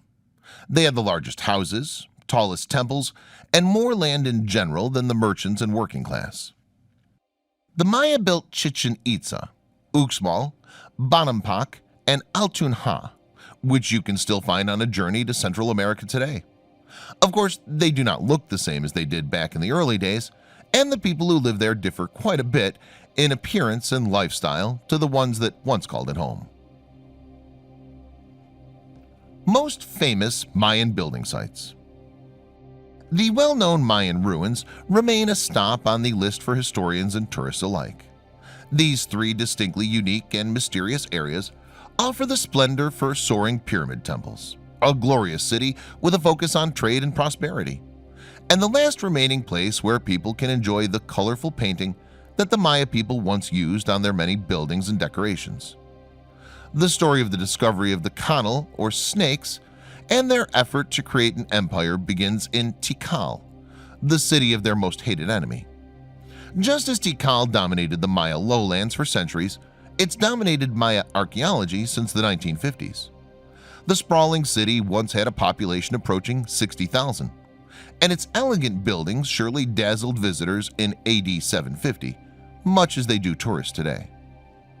It also had hundreds of beautifully carved tombstone-like blocks called stelae. Using the inscriptions on them, scientists reconstructed Tikal's history until its fall in the 9th century. But there was an odd gap, roughly from 560 to 690, when no stelae were carved and little else was built. Baffled by this 130-year break, archaeologists called it the Tikal hiatus and chalked it up as a mystery of the ancient Maya. Archaeologists began filling in the gap in the 1960s when they noticed an odd glyph scattered around various classic sites. A snakehead with a clownish grin and surrounded by markings associated with royalty. In 1973, archaeologist Joyce Marcus recognized it as an emblem glyph, words for a city and ruling title that served as a sort of coat of arms. She wondered if it could be related to the Tikal hiatus. What if some unknown warriors had conquered the city? If they had, where would such a force have come from? And wouldn't archaeologists be familiar with it? Palenque, late Mayan city. Although the original Mayan name for this northern city differs, Palenque, which means fortified place, describes it very well. It was a vibrant city in the Mesoamerican world around 600 to 750 CE, although other reports say the area was populated from as early as 225 BCE. As it was at a convenient juncture between the more agricultural inland area and the coastal plains, it stood as a beacon for trade in those centuries. A wide varieties of goods float in and out of the city on a regular basis. Multiple kings ruled Palenque throughout the years and added and changed things as they saw fit. Due to the prosperity of those eras, the city grew to be quite large and impressive. Today, UNESCO has listed it as a World Heritage Site, and it's one of the most common destinations for tourists who wish to experience the unique Central American culture from ancient times. Most of the buildings and possibly artifacts are still buried underground and beneath the jungle growth. Since the city lasted for so many years, it has distinct sections from different time periods and royal families. Its great buildings rest on 3 different layers that follow the natural lay of the land up the tree-covered hill. The massive palace at the top has many doorways, a 4-story tower, and a much larger inner room than found in other places in the Mayan Empire. This makes the city quite unique compared to others in the Mayan civilization.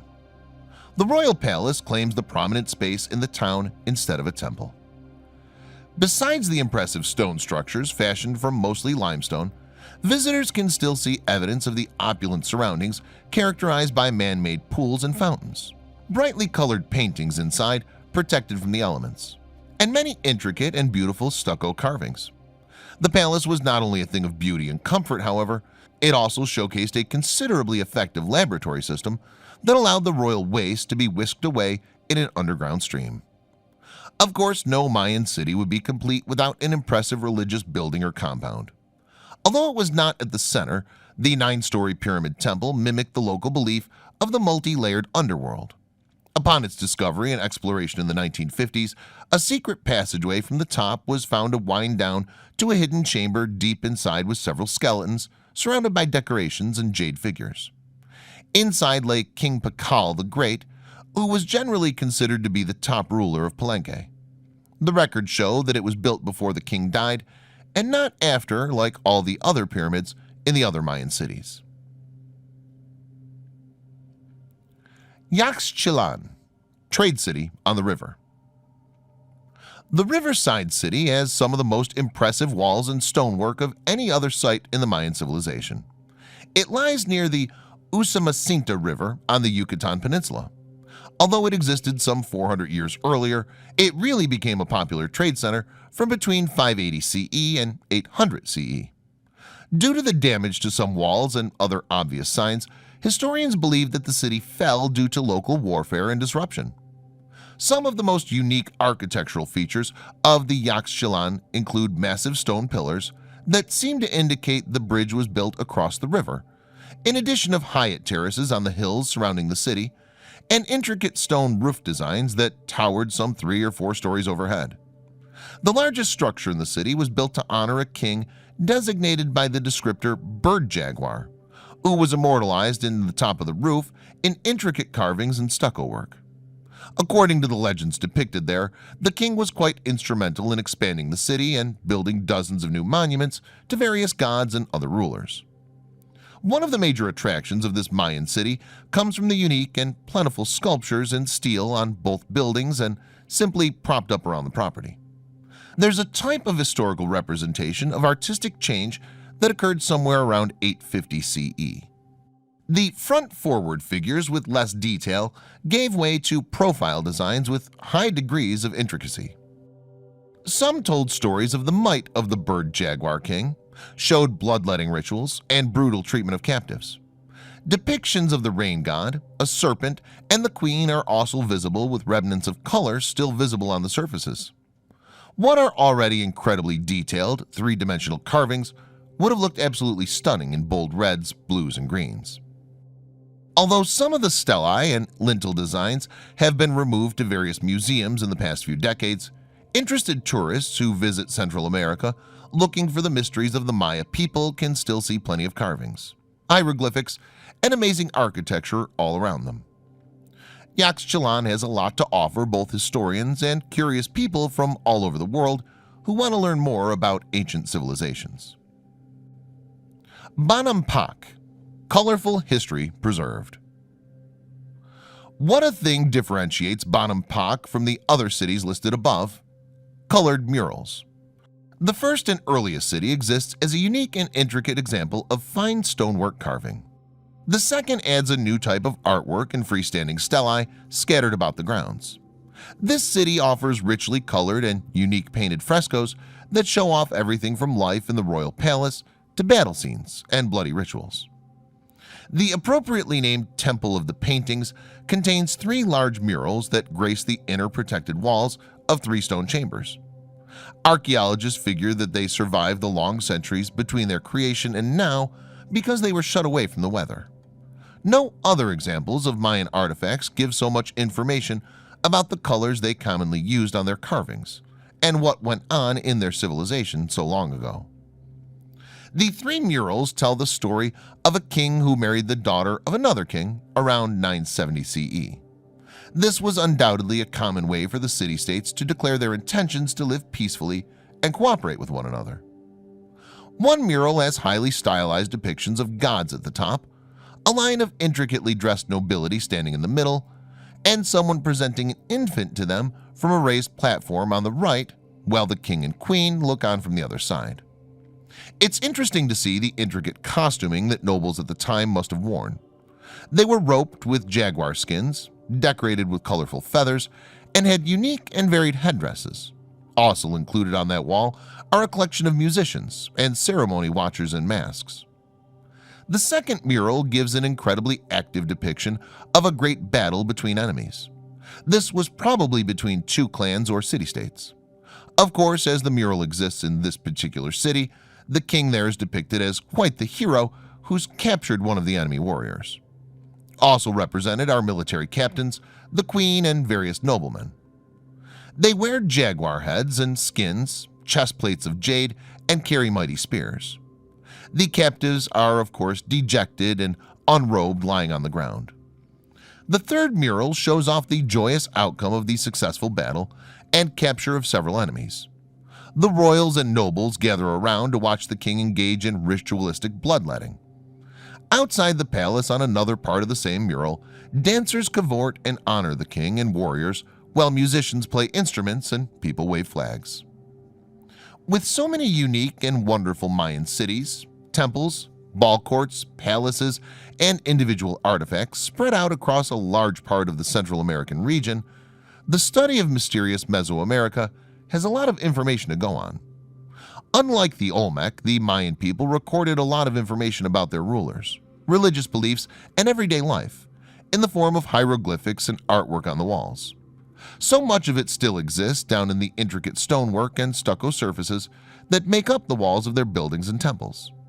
Despite all this information, They're not the ultimate source of information about the mysterious Mesoamerican civilizations.